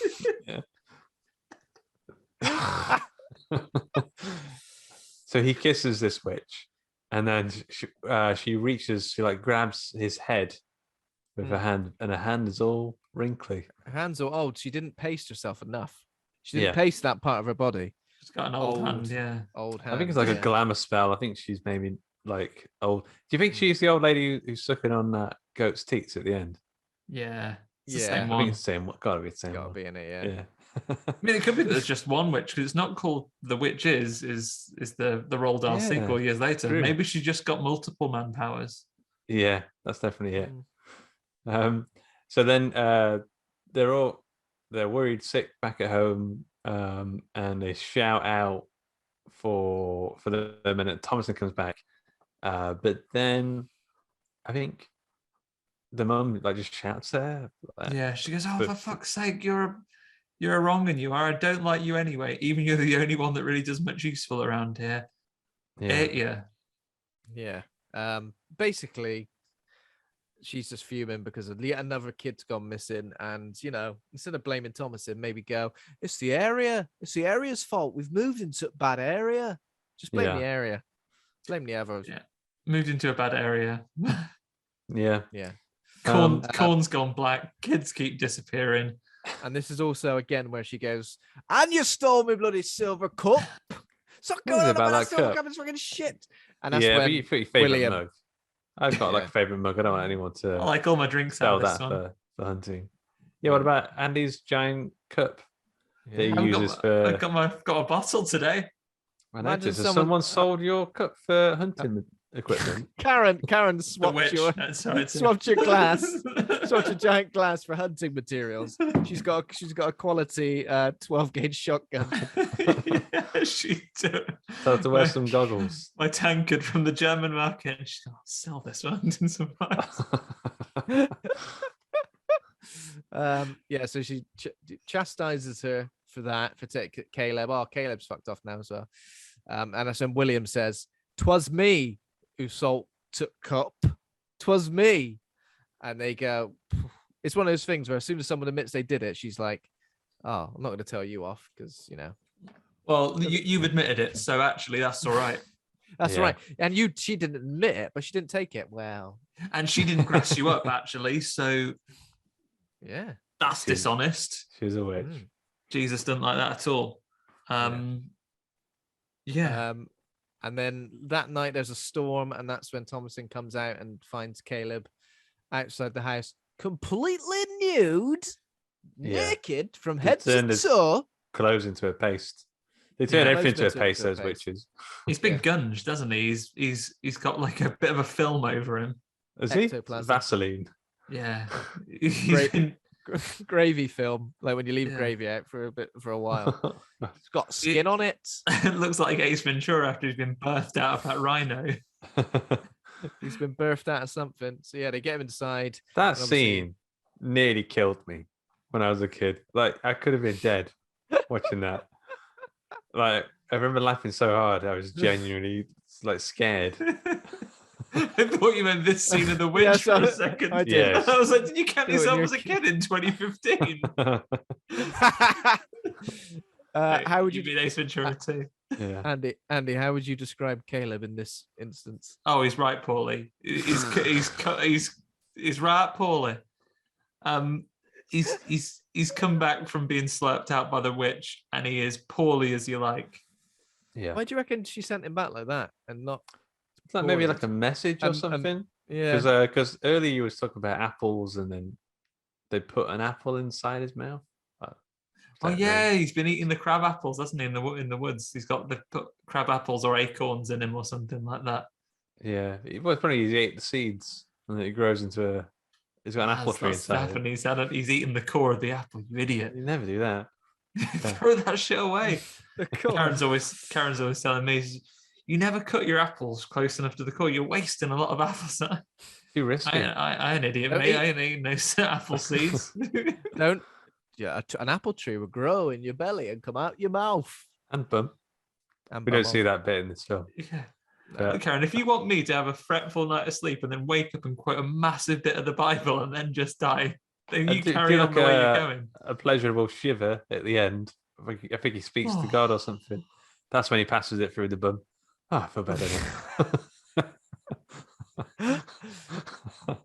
I mean, because that's Granny Smith. Was it Granny Smith? No, it was a red delicious. Yeah, a golden delicious. But the twins proper double down. Yeah, it's too tart as well. You know, when you get tart apple and your jaw tenses up. Oh, it can't open his mouth, so he has to get the butter knife to try and drop it like a dog who's got a bone. He's trying to drop it. Drop it. You have to like crank his mouth open, and that's you're right. dangerous. Then the kids double down, going, "She's a blooming witch," and she goes, "You two are the most witches ever." You two couldn't be more witches if you tried. But then Thomasin attempts to milk the nanny goat, but what comes out? Just a load of blood. Cherryade. Whoa! Cherryade. I got a magic witch. Cherryade come out of its teeth. Yeah. Drinks it. No, it's blood. This goat blasts Vimto. Come on. I'm taking it to market and getting the whole queue. Your whole town's going to queue around the corner to get Vimto straight from the source. Vimto, this one might be inside. Tooth kind. Her lips are covered in red, and then they say, "What's come out of that goat?" She can't say blood. She says Cherryade.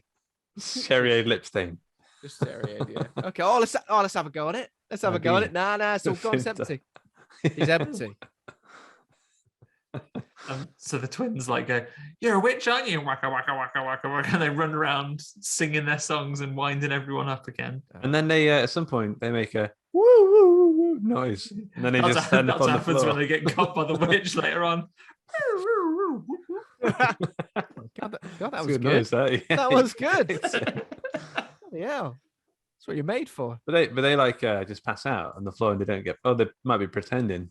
I don't know. Doesn't say. Well, they do They're that like passed 'cause out. they go in, and this is when Caleb's really poorly. He's had his mouth closed, and Dad goes, "Right, quick, 100 cc's of prayers, stat." So they all gather Yeah. around, and this is after the twins have gone. And Thomason's witch. And I said, I'm not. I says, right, do your prayers then. And then the little kids, for me, proving that they are the witch. Like, oh, I don't remember my prayers. Yeah. Yeah. What they say, they don't remember their prayers. Didn't they say something else? Like, Fuck you prick. I can't get out. And doesn't the dad like gets Thomason to get down on her knees and like, get down on your knees and tell me you love me. Get down on my knee. Get down on her knees. I love Like, you. do you love Jesus? That also nearly killed me. I bloody love Jesus. How much Do you you love love the Bible? Jesus? Look, read 100. lots. Read lots. How much do you love him? 200%. And he goes, ha! It's impossible to do a percentage more than 100. A witch. A witch, you are, right.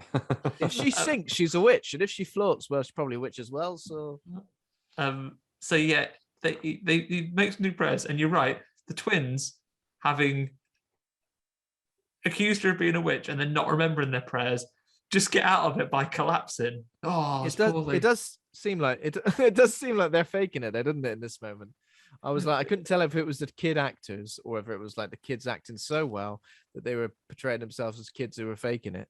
Because I was like, they were just get up, thrashing about them. Something wrong with you.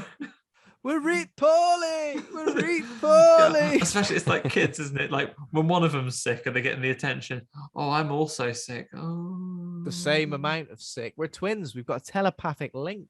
Yeah, so they're pretending to be sick as well. Caleb, he wakes, he gobs out an apple, and then the prayers seem to soothe him, and he gets better. And then he gets up and does. It's not the Samuel L. Jackson quote from Pulp Fiction. Ezekiel 23:20. Is that it? I thought he was going to do. He sits up and does Austin 3:16, and then the path for the righteous man is beset on all sides by the iniquity. I'm reading out. I don't know it. Instigator 1. Instigator 2. You do no good if you don't remember your prayers. But then Caleb does what I like to call a reverse Padme, whereas she gave up on life. He was so happy that he did all of his prayers and went, I'll tell you what, I love Jesus so much, I'm going to go to him. Nothing left to live for. I think it's nice. I think he obviously has been saved in some way, or he's going to go. He was worried about that as well. He's fretting about going to hell. But it looks like he went to heaven, from what we can tell. Either that or he's been killed by the Joker. He's got a big smile on his face anyway. Yeah. He dies smiling. So things start to get worse and worse from here. I think after the death of 2 children, things can only get worse. And the other 2 are still pretending to be dead or poorly. This is when like the dad kind of like, this is like the version of a quiet word outside. The dad goes, let's have a chat to you outside. And he goes, are you a witch? Because you have to tell me if you are. He goes, I'm not a witch. I'm not a witch. Like an undercover police officer. You got to tell me. You policeman? Tell me. Because legally you've got to tell me if you are. I said, legally you've got to tell me if you're a witch. Yeah, he goes, well, I'm not a witch. He goes, well, you've been mugging me off all the time. And she goes, mugging you? You've been mugging me off. You stole. You did the silver cup. You did that. And you fucked me up with a silver cup. You made me watch the baby when clearly I got other things on. All right. Well, you didn't mention the baby was a nightcrawler. You mentioned the baby was a nightcrawler. You got these 2 twins who are twats, and I'm sick of them. I'm literally sick of them. So then, doesn't she say like she accuses the twins, tells William that he's full of sin as well. That's what. So you've got the most sin. Actually, when you point the finger, you got to think those 3 fingers pointing back at you, and he goes, "Oh no!" Yeah, when you point the finger. Remember, look at the man in the mirror before you look at me. All right, yeah. as Mickey Jackson once said. And then William goes, right, I've had enough. I've had it up to here. Yeah. Get in the goat house. I see your point. I understand what you're saying. Just to be safe, I'm going to nail all of the kids in the goat house with Black Phillip. Some people say they run away Phillip from their problems. I know there's some goats in there, but Black Phillip seems way too violent to be putting them in there. I think they do put them in there, don't they? I think they do. Well, they are screaming their heads off as he leaves them in there, like through the bars of the wood panels. Black Phillip's just behind him, nutting him over and over again.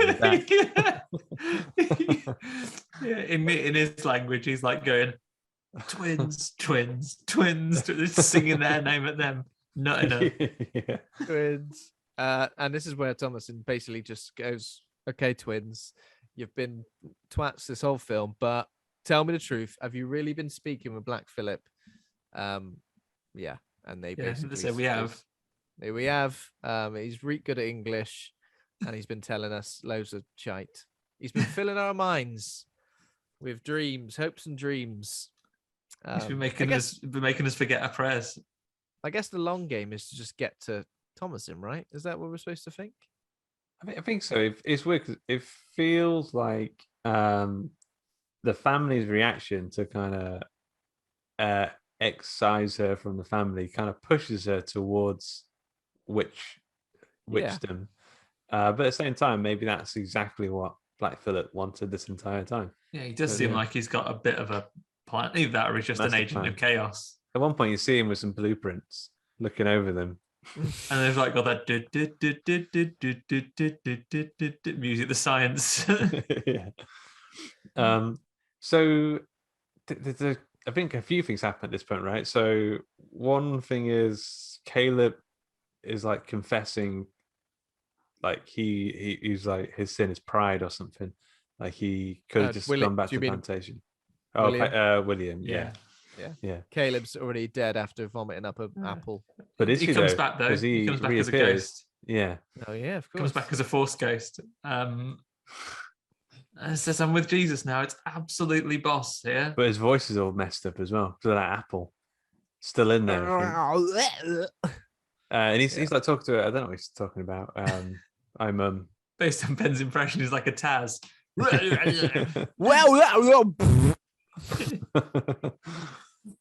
Yeah, and he goes, "Oh, and he's holding the baby as well." Yeah, it says, "Oh, me and the baby are here now." What are you up to? Evan's great. Yeah, how are you?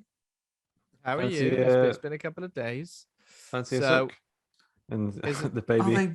Caleb's been buried, and the mom gets in the grave. Oh yeah, gives him a snuggle.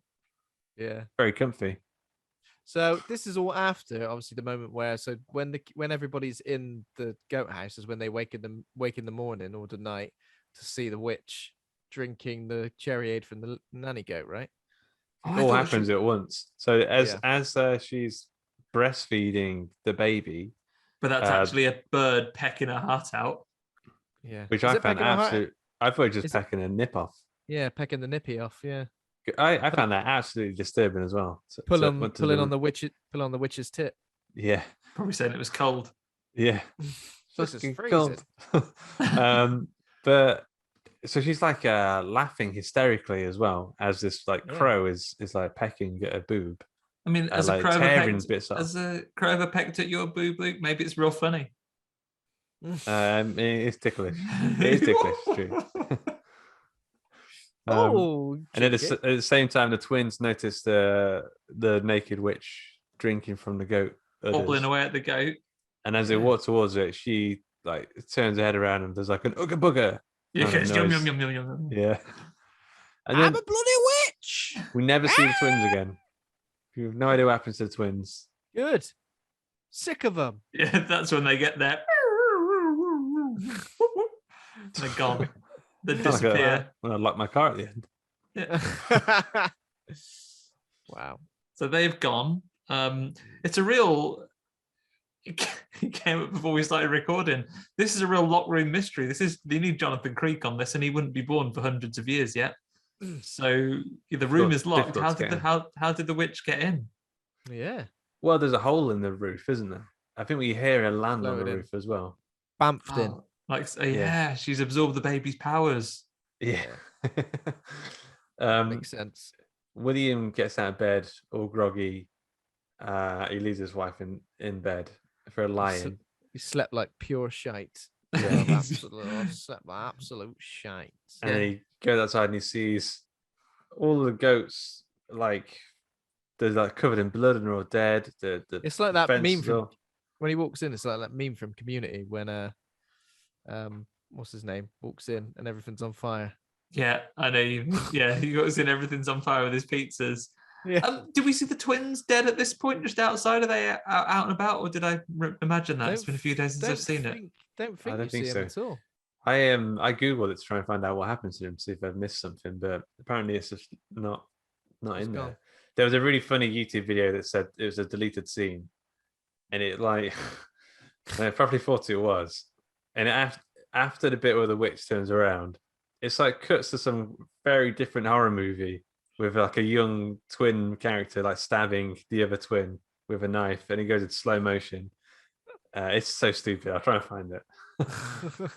So stupid, but yeah, it was definitely the deleted scene. Yeah. Oh, there you go. But then also, Anya Taylor-Joy's like right in the middle of it all with like blood all over her. She's like crawling out from the barn, like literally, like as incriminating as possible. The witch has framed her up effectively. What have you done? Oh, I don't know what's happened. Oh. Yeah. Well, I think she says like the witch came in for the roof and then, but it's too late. Black Phillip. Yeah. It says enough of that. Yeah, and nuts the dad to death. Yeah, jams its Irish whips him into the rails. The goats are eviscerated. Just eviscerates him essentially, right? Just jump. You get like gauze in. I also wonder how to do that. Did he go like down and then flick his head up or something? Got him. Did like a reverse horn into him, like slashed him. Then he gets on the top of the turnbuckle and then moonsaults. Taps his little elbow. And he falls into all the wood that he's been. Also, did you notice? Obviously, there was a moment here which made me think of Amityville Horror, chopping wood with your top off. Obviously, Dad loves a bit of chopping wood in this, doesn't he? Loves a bit of chopping, but he falls. Is his own undoing eventually because he falls into the big stacks of all the wood and it all falls on him, crushing him. Yeah. It's basically. Black Phillip does the equivalent, the 1600s equivalent of putting him through a table. It's all over. Yeah, but he tags in right at the end. We hear some entrance music of the mother. It's like the whole family's down, and then suddenly you hear like a glass break, and the mom comes out like dun, dun, dun, dun, dun. She comes storming out, and she has absolutely. I mean, having your chest pecked at by birds all night. She'll have been up all night as well. She's probably livid. So, I mean, I'd say at this point, realistically, she should have chosen a side here. Thomasin should be fairly well acquitted of being the witch now that we've seen Black Phillip do an actual murder and put her dad through that stack of wood. Yeah, I don't know if the wife saw that though. Maybe she thought you gored him. She just came out, saw a dead dad, saw loads of dead goats, twins are missing, and she was like, "Right, I've had her guts full. You're going down." And then she goes to get Thomasin, but unfortunately, what the mom hadn't reckoned on is that she is quite weak. Her one weakness is being slashed with a knife. It's like a big old hooky thing, isn't it? Like a trowel, bill hook. Yeah. What is a bill hook? It says here it's a bill hook. Yeah. Know what that is. Bill hook. But she bill hooks her, and that's and she slashes her up right into mince. It's not really her fault either. Like I think the first time like she was getting manhandled, she grabs something, anything, and like uses it to kind of get her off her. But then when the mum realizes that she's like bleeding, like quite bad, she starts to strangle. She starts to strangle her daughter, and then Thomasin, as an act of self-defense, decides to chop her mum's face off. Yeah, she's covered in blood as well because, like, from her mum's eyebrow, she was just pouring blood into her face. It was very gruesome. Yeah. And then Thomasin just goes into the farmhouse and just What else are you gonna do? She sits down and says, "Right, Black I'm gonna sit Phillip, here for- conjure you to speak. Tell me you actually the devil." And he goes, and it's like a proper This scene ASMR is iconic like moment. Essentially, one of the best horror scenes, I think. and the first thing he Maybe offers ever. her, Like he it's like so go- good. we all quote the "Wouldst thou like to live deliciously," but what he opens with is, "Wouldst thou like butter?" Butter. Imagine the Yeah, first. like There's some poor schmuck that took the first offer. Butter, yes, please. Just gives him some utterly butterly or something. You'll never believe this is not butter. Let's see what you could have won. A life lived deliciously. A cuddly Could have toy. seen the world. But so he's- there's some sort of weird form behind her, though, isn't there, at this moment? well, Like yeah. something So looks- there's she's like, look at the goat for it. Well, so it goes to nighttime. A witch holding a torch and the goat. Well, the goat's waiting outside. When the witch Yeah. catches up, the goat goes inside first. So it's like, I'm in charge. I know what's going on. And then I'll she starts negotiate talking this to one, her. please, Doris. Thanks. He like transforms into a figure that we can't quite see, like leather booted figure, and he goes behind her and he's what does he say? Take off your dress. You're gonna need to take your slip off, and you're gonna need to sign some paperwork. And she goes, "Oh, canony right?" Says, "Oh, I shall guide you. I shall guide you. I feel like that's not me signing it. Then that's you forcing me to sign it. If you're going to guide me, sign this, please. I'll do your hand now. More of a gentleman's agreement, isn't it? Can you teach me to write as the first, like a sweetener of the deal?" Yeah, I wonder What book is it? Oh yeah, because like a magic book appears as well. I know it's cool. It's like because if you write your name in Black Phillip's book, that's how you're in the gang. Yeah. So you get in the club.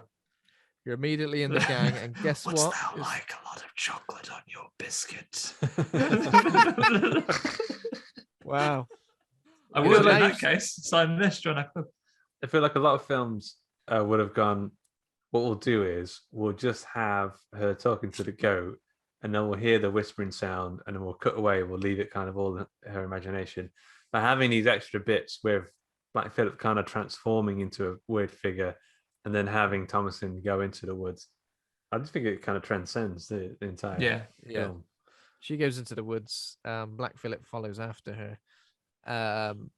The dirty perv, and he's, oh, you signed up to the club.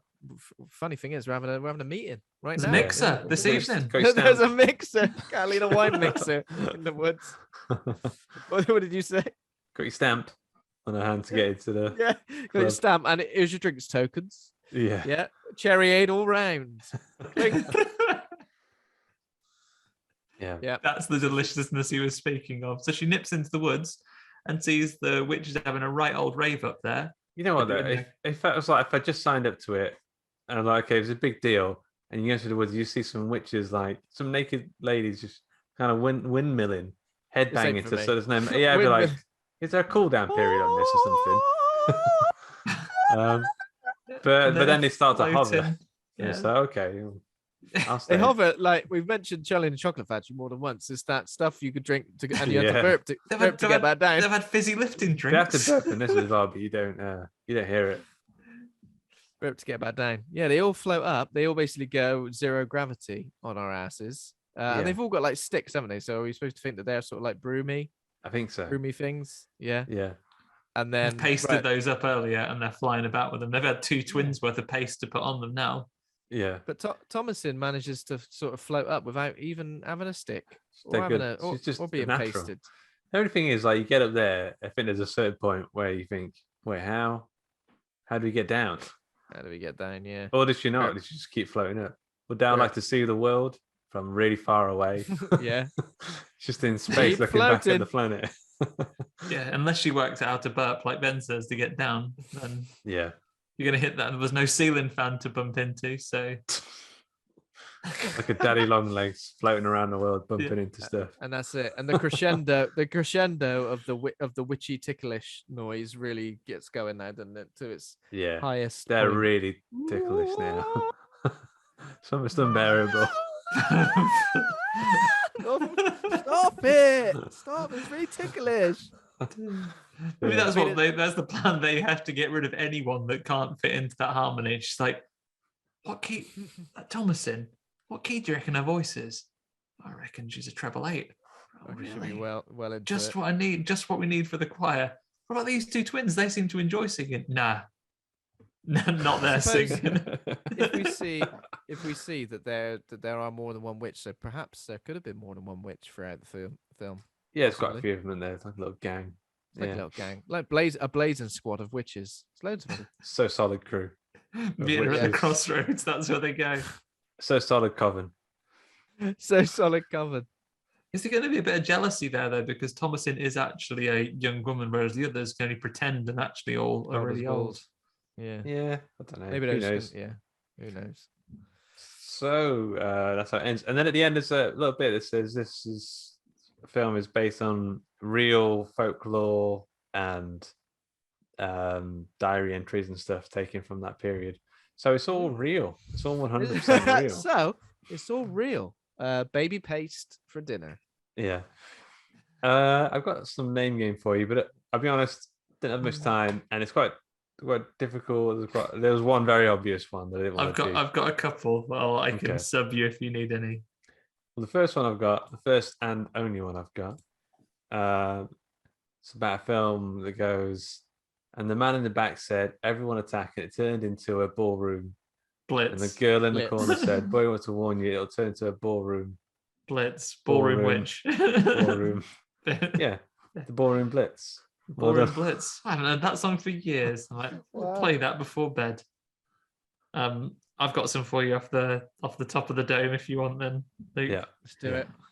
So mine are from under the dome, which, as you know, the dome in Nottingham, that's where we are. Yeah. Under the dome, the sun is dying. So a New England family, unsatisfied that their neighbours do not wear a popular American sort of preppy clothing brand, they go to start their own branch at an out-of-town centre. The Abercrombie and Fitch. The Abercrombie and Fitch, correct. Abercrombie, what did I say? Abercrombie and Fitch. Apple crumble and Flitch. Yeah. Next,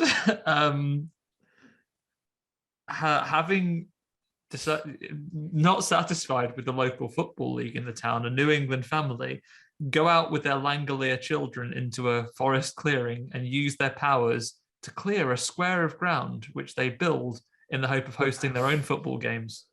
Pitch. The pitch, correct.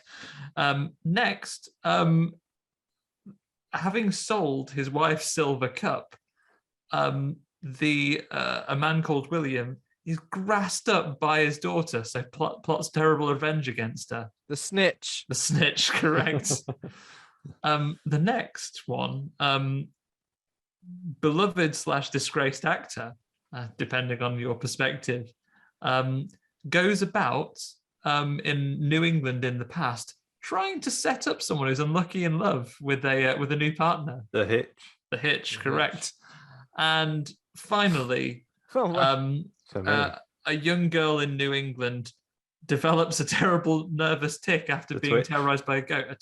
The twitch, correct. Very good. I'm glad you didn't go with the bitch. No, absolutely. Too obvious. Too obvious. I got one. Yeah. Go on.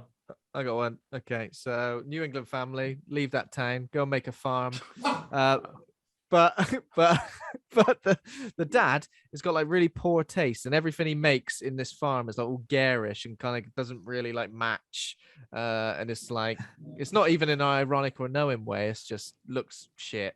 Loads of ornaments, bits of wallpaper, just looks all the glitz, the kitsch.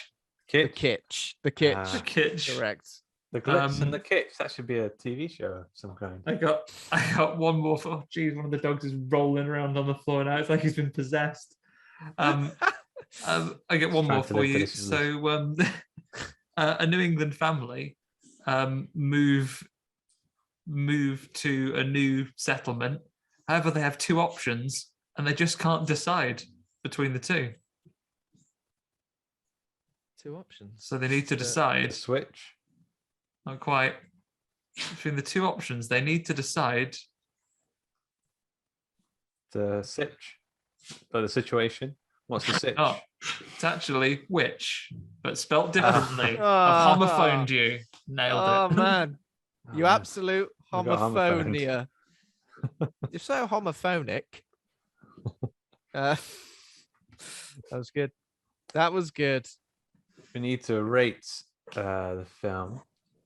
Who would like to go first? Rate good or rate bad?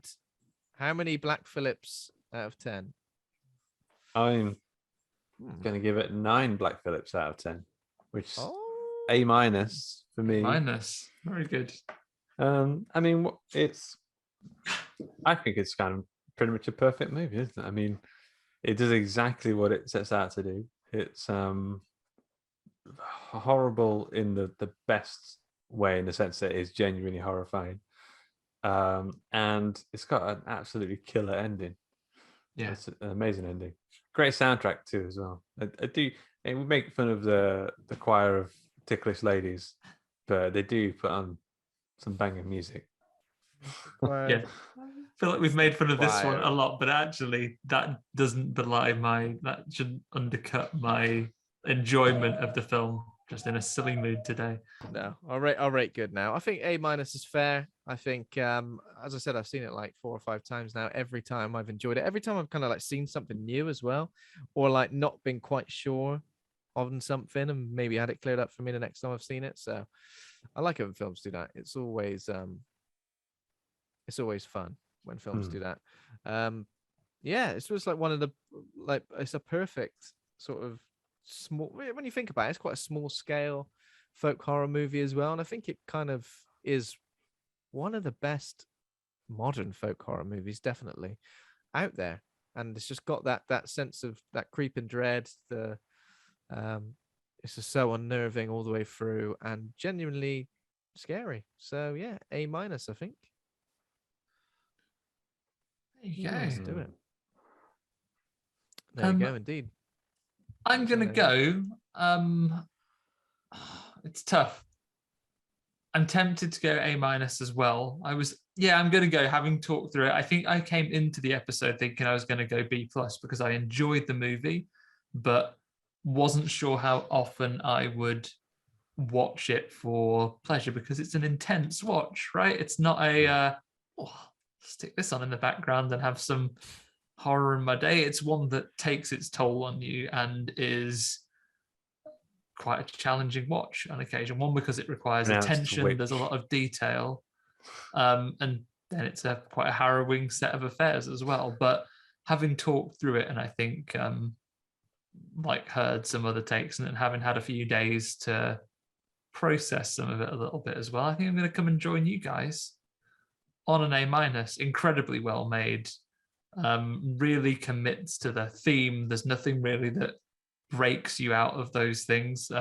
Like the scene and the setting and the time frame are excellently put together, and it's some truly horrifying scenes in that really last with you. And Black Phillip, an absolute icon, obviously. Yeah, an absolute icon indeed, with a lovely buttery, delicious voice. Biscuit bass. With a lovely buttery biscuit face. Right, okay. Exactly. So thanks for listening. Next week, what are we doing next week? I think next week we're going to do Buffy the Vampire Buffy Slayer, next week, right?